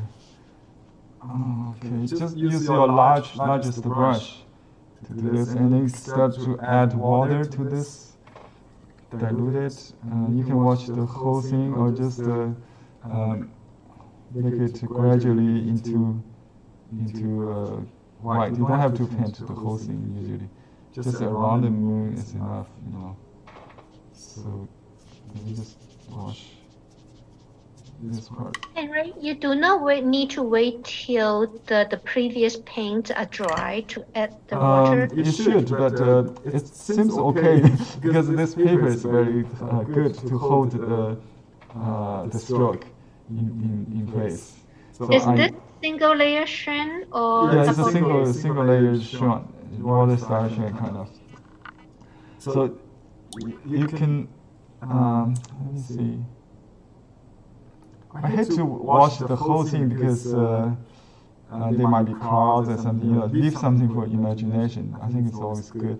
Let's vary the color. If you want to wash the whole sky, I will vary the color. So you can put some purple in this corner, maybe suggest some distant flowers or something in the background. Not just the. You can have some greens. Just add some yellow here. So suggest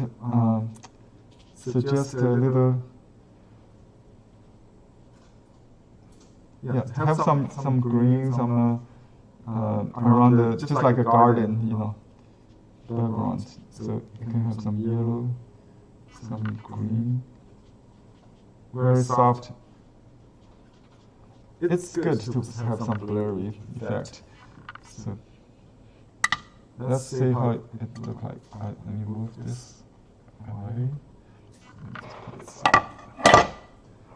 Okay, I got a hard edge, some kind of grand edge. So let me put some yellow to soften it.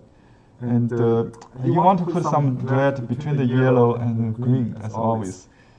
Kind of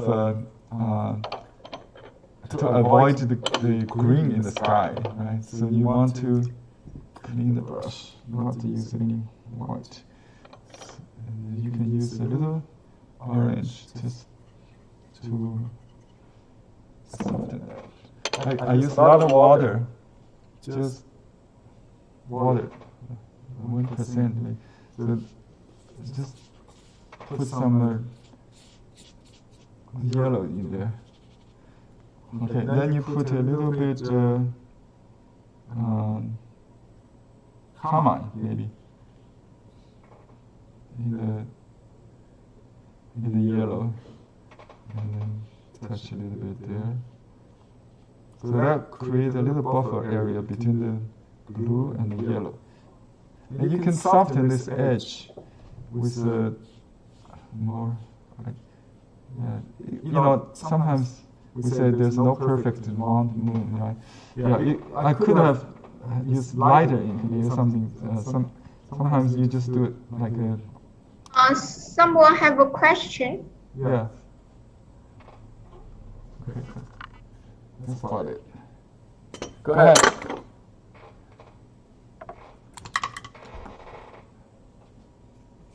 Let me try it so you can see. Where the question is? There's no name, just show iPad. Can you unmute that person to ask the question? I don't know, show the hands, like raise the hand. Okay. Yeah. Oh, look, could you see it? Yes. Yeah, I don't know her name. Can you unmute yourself? Maybe you can allow audience unmute themselves so they can just. Yeah, he's a nude. I don't know. Okay, never mind. I'm going to try this a little bit. See, I still need to do the veins, right? It's too wet, so I'm going to try a little bit.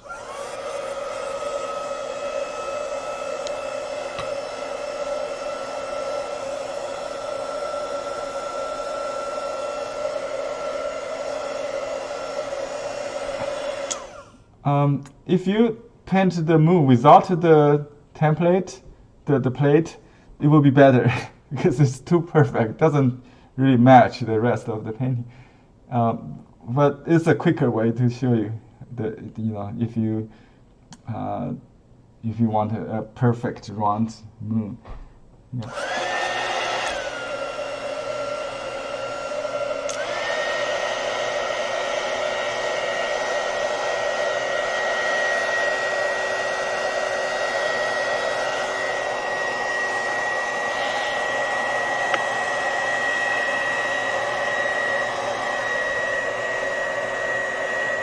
this class is very long. I was tired. Was Sorry still about the noise. 2 hours do not finish. Jesus. Okay, the we have paper is more than this is 100 halfway dry, so I 95 can start to people from work on there. the veins. Sometimes over 100 people join. Okay, hold on your question before I finish. Okay, I'll give you some more time. Now we have to finish the class, so if someone want to leave early, they can do that. So I will add the veins now. The veins could be it's a definition of the leaf. You could change the directions. You don't have to go right in the middle of the stroke. Usually it's along one side of the stroke, so it gives a perspective. And you can combine 2 dots into one, and you can you can separate one into 2. There's a lot of things you can do with the veins. You can add secondary like that. See, I don't do both sides. I just do one side. Sometimes, the front view has both or foreshortened, or side view, or this. I combine the two because so I really don't care what the stroke I did earlier. I can redefine that. I can make it. Or you can just do one stroke like without the secondary vein. So it's up to you. The style is a style choice. And for this light ones, you can use darker green or blue. And a little blurry suggests that they're not important. They are in the background. Blurry, it could be a misty feel. That's off the focus. This is the focal point, and this could be a little softer too. Just add a little lines, randomly. So that's it. And then you can add, because this is like a fading flower, so you want to add a little yellow, amber, and some maybe orange color to it. Oops. It should be darker yellow. I think yellow, orange. You have to cover, so a little yellow, orange, white, just like that. That works as long as you can show it. That's good. And usually we don't put anything inside that. And then there's a seed. Sometimes you can see that it's a kind of a green or brown, I think. But usually it's good to put some green there. Green-gray. Okay, just a hint of green. All right, and the color will fade. There are some watermarks. This is the nature of this kind of painting. You cannot really combine strokes. If you use larger brush, it's less. If you use small brush, you will show a lot of texture. That's why I use largest brush you have. Okay. Oh, don't forget the thorns before you go. Okay. Just add. Use pure indigo. Maybe a little bit. Other primary, like yellow and indigo and gamboge yellow.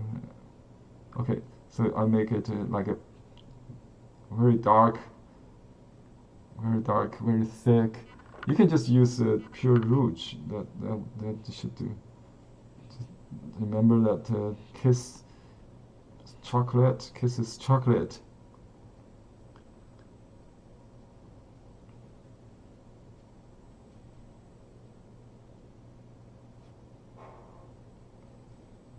Yeah, try to vary the distance size to create some kind of rhythm. You can do it right in the middle, not necessarily on the side. So that's the. I was thinking to do some birds, but it looks like too crowded already. But you can still squeeze in some birds, but you have to wait it dry and use white to cover some of the background. Yeah, let's try that. So I will look at, I answer questions and look at your paintings now. You can leave if you have other things to do. Henry, if you add a done. bird, would you put a crane in the distance over the moon rather than on the foreground? Okay, that's a very good question. My answer is never, because we Never. don't try to create any depths, any background like a landscape in flower and birds painting, period. Okay. So if you try to paint a mountain, a sky, or a river, you do it in landscape, not in flower and the birds painting. In flower and birds painting, we can do the moon as a backdrop, and you can see the size of that is very, it's two-dimensional basically. We ignore the background. Because if you try to include things like that, I saw someone did a wisteria with a cat looking at a butterfly in the foreground. It looks like a little toy to me, out of proportion, because the cat has to be larger than the butterfly. Even if it's in the background, we simply cannot do this in Chinese animal or birds painting. With flowers. Flower and birds painting have to be life-size proportionally this in life. So you do not distort the proportion. If I do that, it will make it really, it's something else. It could be a decorative painting, but we will never do that. Thank you. Yeah. You can do a life-size birds with the flowers, that's what we do. Let me show you some other paintings you can do with this kind of art, this moon. Okay, I do have a collection of that. I can show you if you want to see. Okay, let me turn off the handout for now. Okay, I think I need to change directory, so I have to restart this. Okay, I got it. Let me just go directly to this moon painting I have. See, this is what the Ningnan artist, I forgot who is this. Actually, they all under one person, Yang Shanshen. He is the master, and he taught many people doing this water drops with the moon and the roses. Okay, this. I cannot read the signature, but they all look the same, actually. This is the moon behind the flower. Can you see that? Okay, let me make it larger so you can see. Yes, the moon is light against darker sky. Yeah, see, the moon is avoided. Yeah, I think there's a complete moon. Yeah, on the left side you can see. That's the idea I try to do. You can have more flowers in front of this moon. I think if you feel the moon is too empty, that's a good idea to add another flower like this. So this is another moon with flowers, and you can see the lost edge. If you look carefully, it should be there still, but it's very soft. Lost edge, we call it. And that blend into this. So this nice gradation is nice. This dark blue against the pink, and moon just serve as a harmonizing, balance element. It's very. I like this one a lot because the simplicity of color, very effective. Contrast of pure ink with a little brown. That's it. No greens. Not much greens. Very powerful. And there's a lot of color. It has all the variations in the background. I think there's a moon, maybe something very blurry. There's no moon, and this one, a lot of water drops. This one, too much green. I don't like. This one is on silk, sized silk. It's by master himself, I believe. No, this is a student, not Yang Shanshen's, but very close. Yeah, this is nice, but they have this style that you wash the background first with pink and some green to the lower part, and then use white. They use a lot of white to paint wet into wet, thick white. That's all that what is done. It's a different approach than what I got. I start from dark to light, and they start from the background wash. They can use a colored background to use white. They use a lot of white for petals, like that. This is a moon. There's the birds here? Yeah, Oh, that's what I birds. tried to. I recall this painting when I did mine. So yeah, we can do the birds against this. Let me try it. I think I will not make too much noise. Okay. This is the purple, with the beautiful color of the flowers. See the water drop? Yeah. I like this one. This one is good. Okay. And this one has some fence.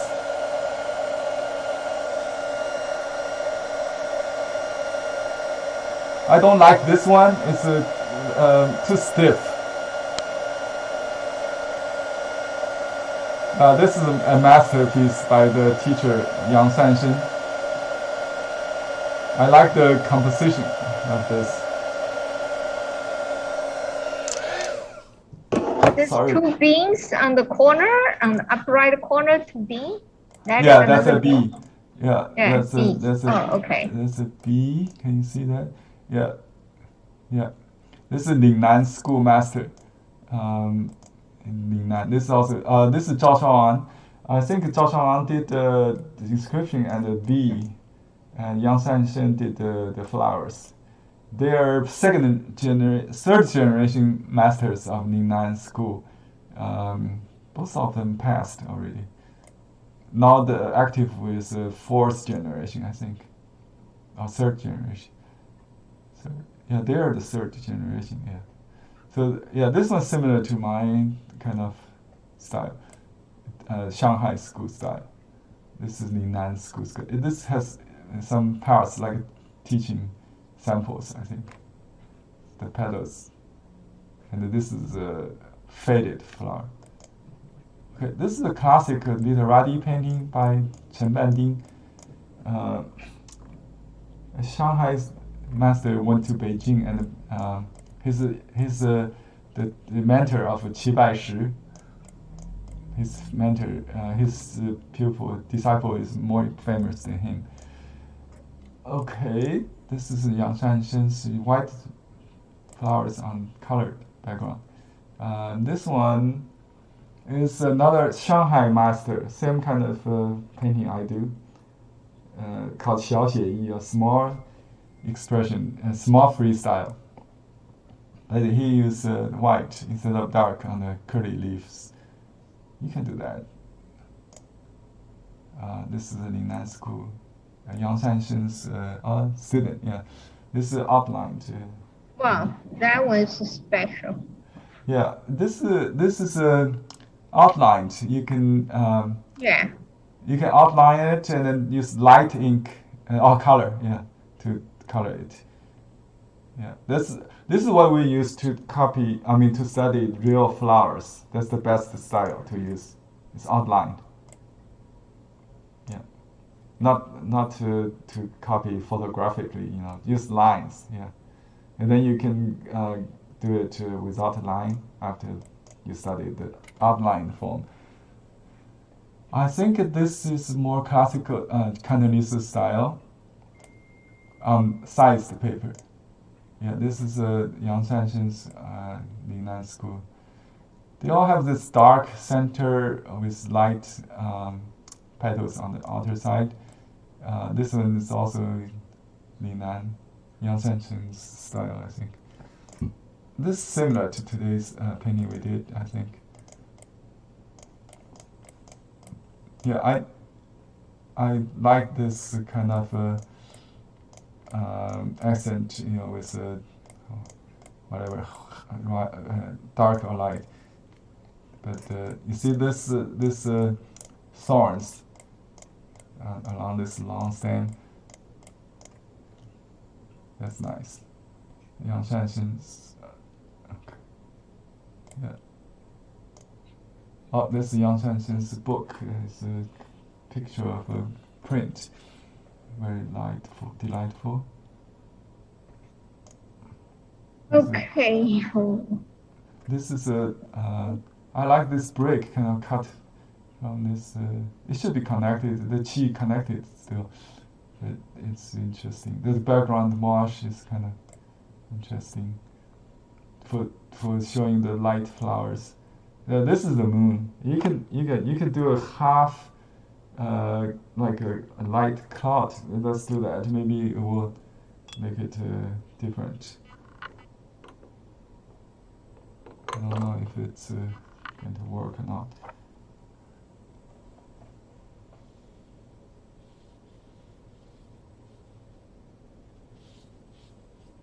So you can make this side cooler against the light side, I think. Oh, I just washed on my table. You cannot see it. Oh, I'm not much sure, but too light. Anyway. Would you still answer the question? I saw a few hands up. Yeah, just go ahead, ask. Henry, it's 3:17 right now. I just want to make sure that you have time to continue with the class. At the moment, we have about 4 people who raised their hands. I believe they want to show you what they did in class today. Okay. But I want to also make you be aware of the time. I know we love you. That you have to go into we can stay here for hours, but you decide how you want to proceed next. Thank you. Okay. Let me see if I can show your screen on YouTube also. I have difficulty earlier to show the Zoom window. Okay, I can see now here. Okay. Yeah, go ahead to there was a question change in the the chat spotlight also. to the question. Okay, there is question in the chat commenting that some artists purposely splash white dots onto their painting. What is your opinion of that kind of style painting?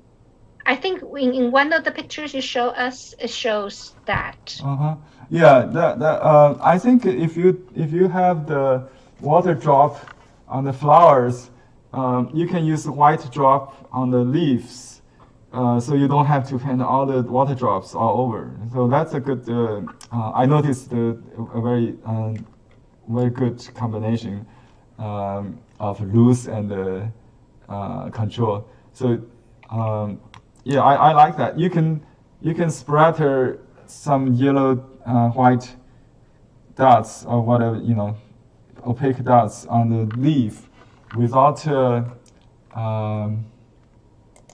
Let me show you the things I'm talking about.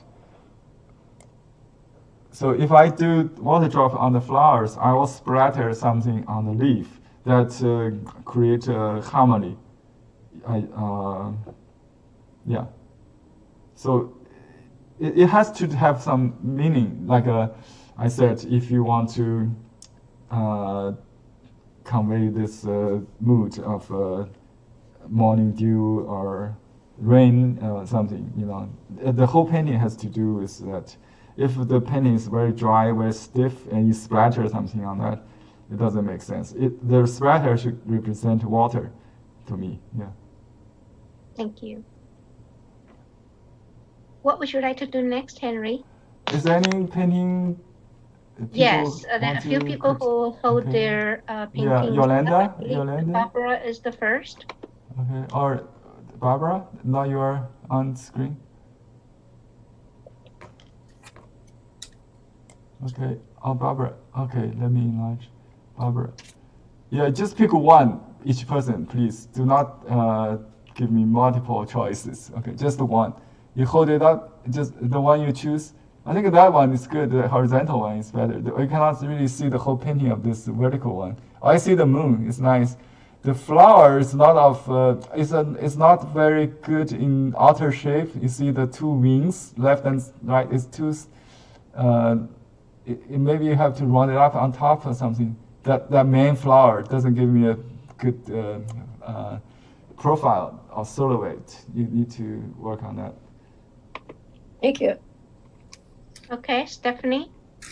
Stephanie. Okay, the flower is a little too low.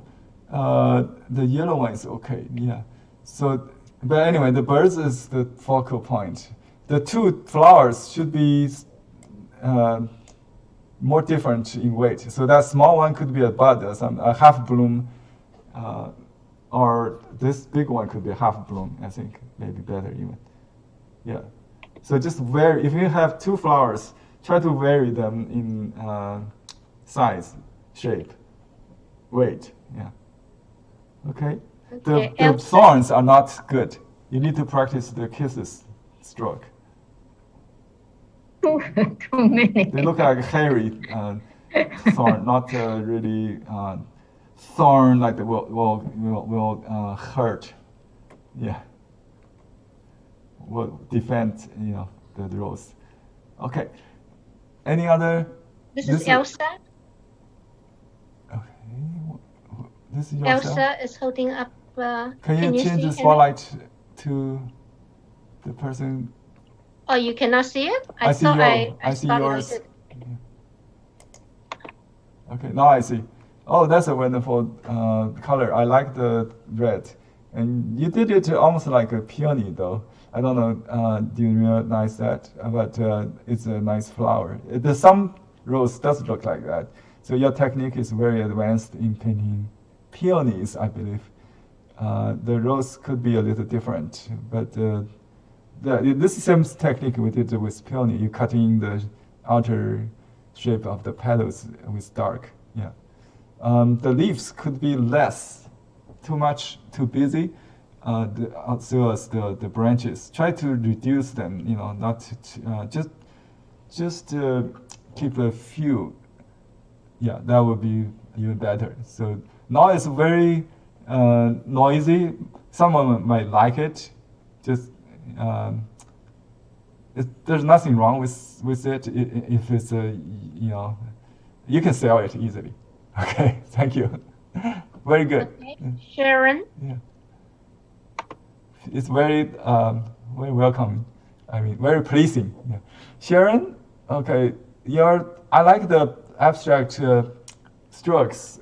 It's very good. I love it. The outline, is like a broken lines with expressive statement. It's kind of like a faded rose. That's my favorite stage of flower to paint.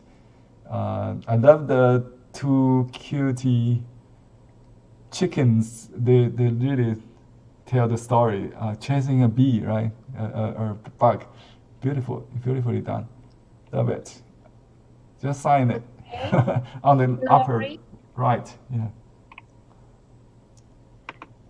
Laurie, you're next. Oh, I like the simplicity. Definitely. It's very, very nice. But you have a lot of space. You probably have to trim it, right? Yeah. You can have a little leaf in pure ink to contrast to kind of nail it down.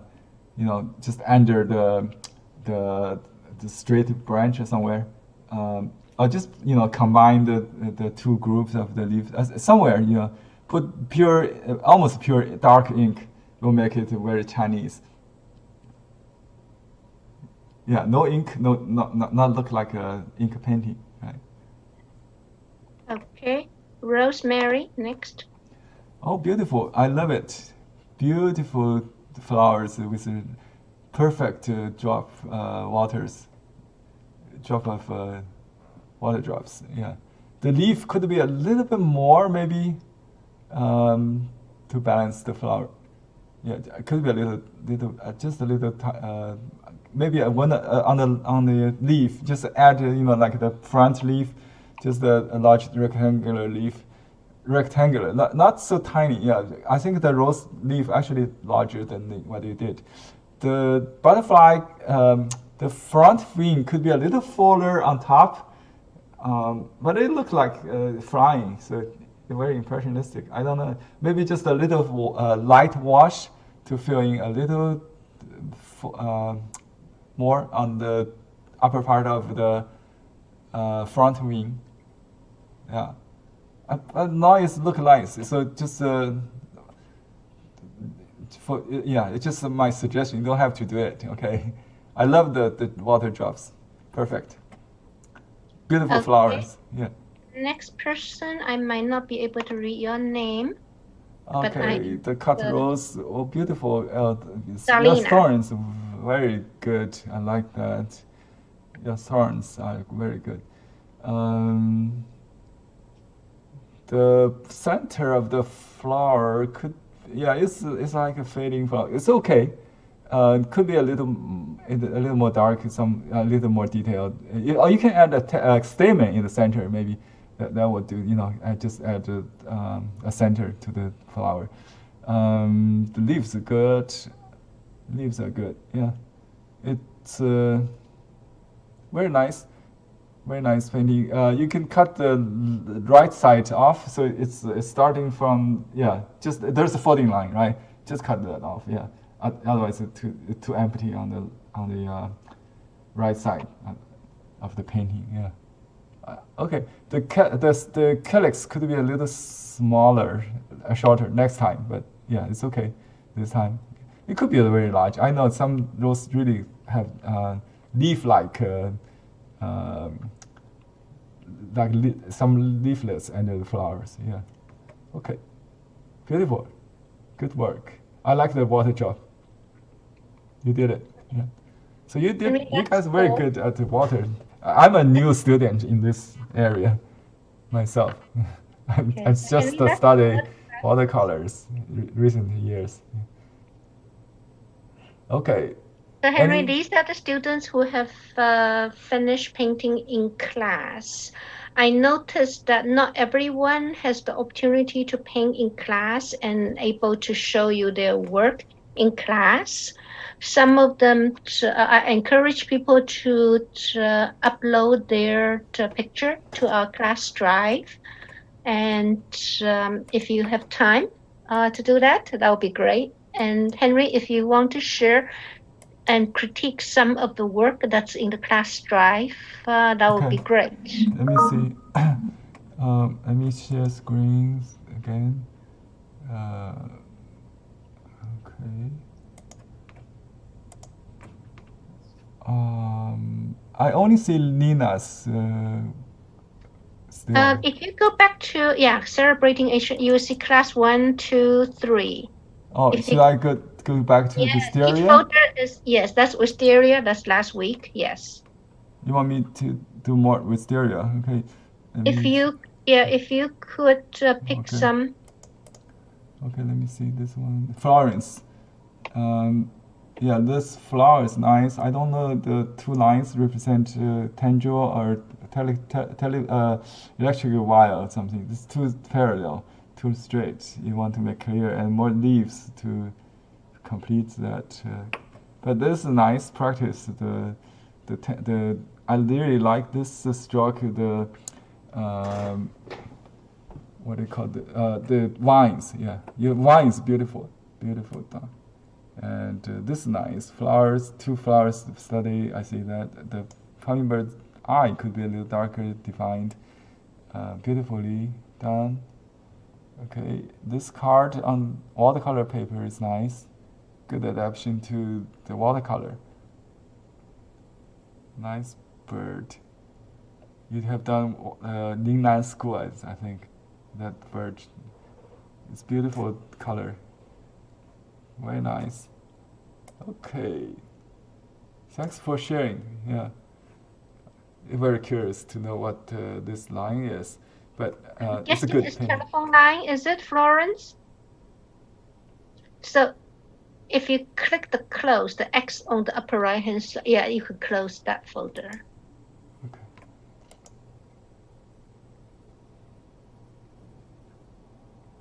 Okay. This person who Diana Dirksen. Oh, beautiful wisteria with the pink and the blue flowers. Very nice cluster with little bud swing in the wind. Beautifully done. I was thinking the bird could be improved if this just this wings heavy-handed. It could be much lighter, just softer, yeah, straight, without this curve, this bend shoulder. The left wing or the farther wing is good. Could be lighter either. Also, the leaf could be a little squarish, not too sharp. But these are nice. Not too much problem with the leaves. I like the vines. Very good. Very well done. Yeah. This is a very good line quality here. Dry stroke, tip concealed stroke. This study is very nice. Oh, that's the cat I was talking about. Yeah, if you do this cat, it has to be larger. Use a larger paper. I think. If you do a little one like this, to me, it look like a toy cat, not a real cat. Because in flower and birds, there's no perspective view like a landscape depths. We don't do something like this. Okay.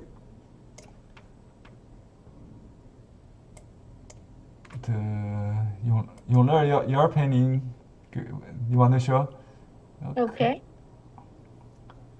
Okay. There. Yeah, this is very good color. I like the gesture of the bird. The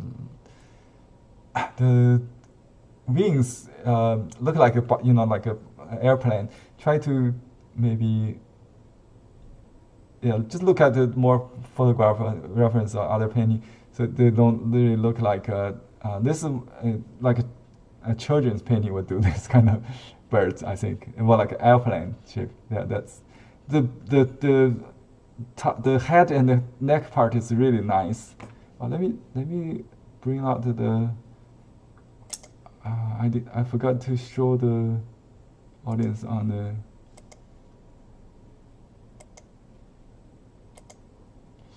Okay.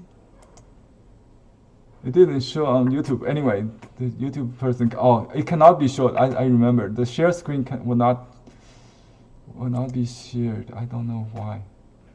Oops. Where am I? Okay, here. All right. Okay. The best part of this painting is the composition. I like. Yeah, you have this birds could be a little bit off center, maybe somehow, but it basically is a very good. Okay. This one, the color is very sophisticated. This stroke here, it's a little bit too round. Look like a grape. Could be whited, but you can have more like a petal flowers, larger petals. But yeah, something like this purple one on the right side is good. You have more of that, so you can have less detailed flowers, more of this kind of purple, like here on the bottom is good. And yeah, this blurred part could be avoided if your brush is drier or wetted longer before wetting to wet. It's kind of hard to control. It takes experience, how much speed and how much ink. Okay. The tender is nice. This one. It could be a little bit loop. It's kind of hard to describe. The if you think about letters like WM in cursive style, you can have some loop, some circle, some complete circle, but not all rounded circles would be good. Some circle around the trunk would be good. Also, before you go to the next, you can have some rings. Yeah, kind of. I like this cat. This eye kind of slant as a typical cat's eye. It's a curious cat also here. The white nose, very nice. You use the white, that's okay. That's where to use the white. This ear could be a little smaller, like here. This on the left is good. I like the butterflies on this one. This one's perfect. So as I record, I would avoid to write the name of the flower or the animal. You can write more poetic to add more to it, but not just label it. So this is a cat, right? You can say something like Chinese always use the word. Is that 猫蝶图, right? The two words very complicated to write. 猫蝶 means the old immortal or not immortal, long-lived old person. 猫蝶 is a good wish for longevity. 猫 and 蝶 猫蝶图. This is nice expression. Beautiful eyes smiling.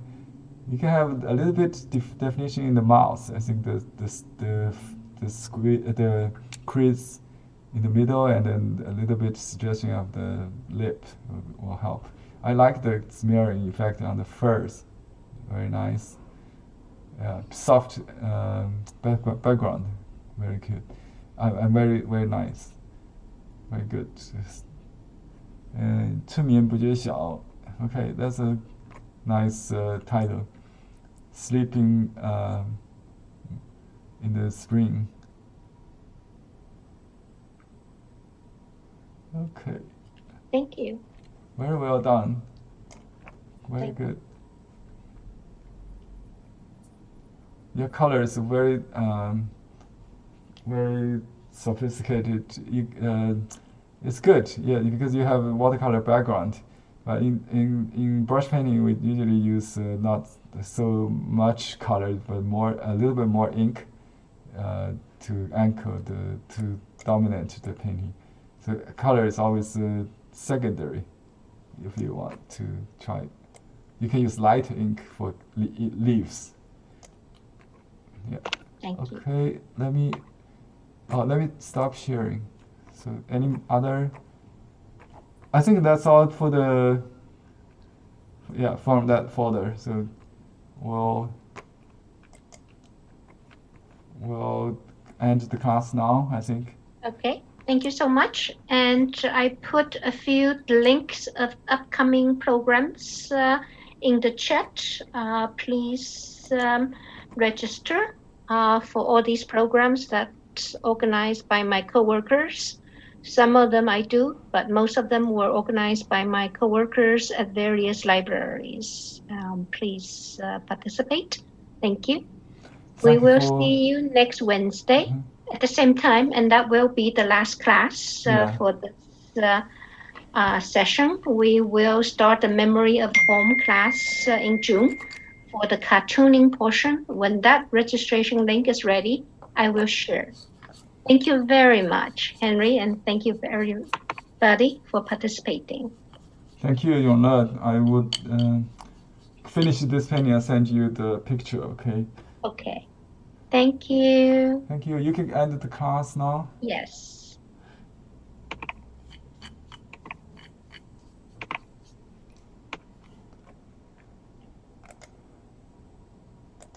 Okay, for those who are still watching on YouTube or watching this recording, I'm going to finish this painting maybe with at least a signature. We can also do the bird. I'm still debating. if you want to do that or not. Maybe I leave it out because most people will not see it. So I'm going to try this again and then inscribe. We can write directly in the moon, so it would be nice to write. Oops.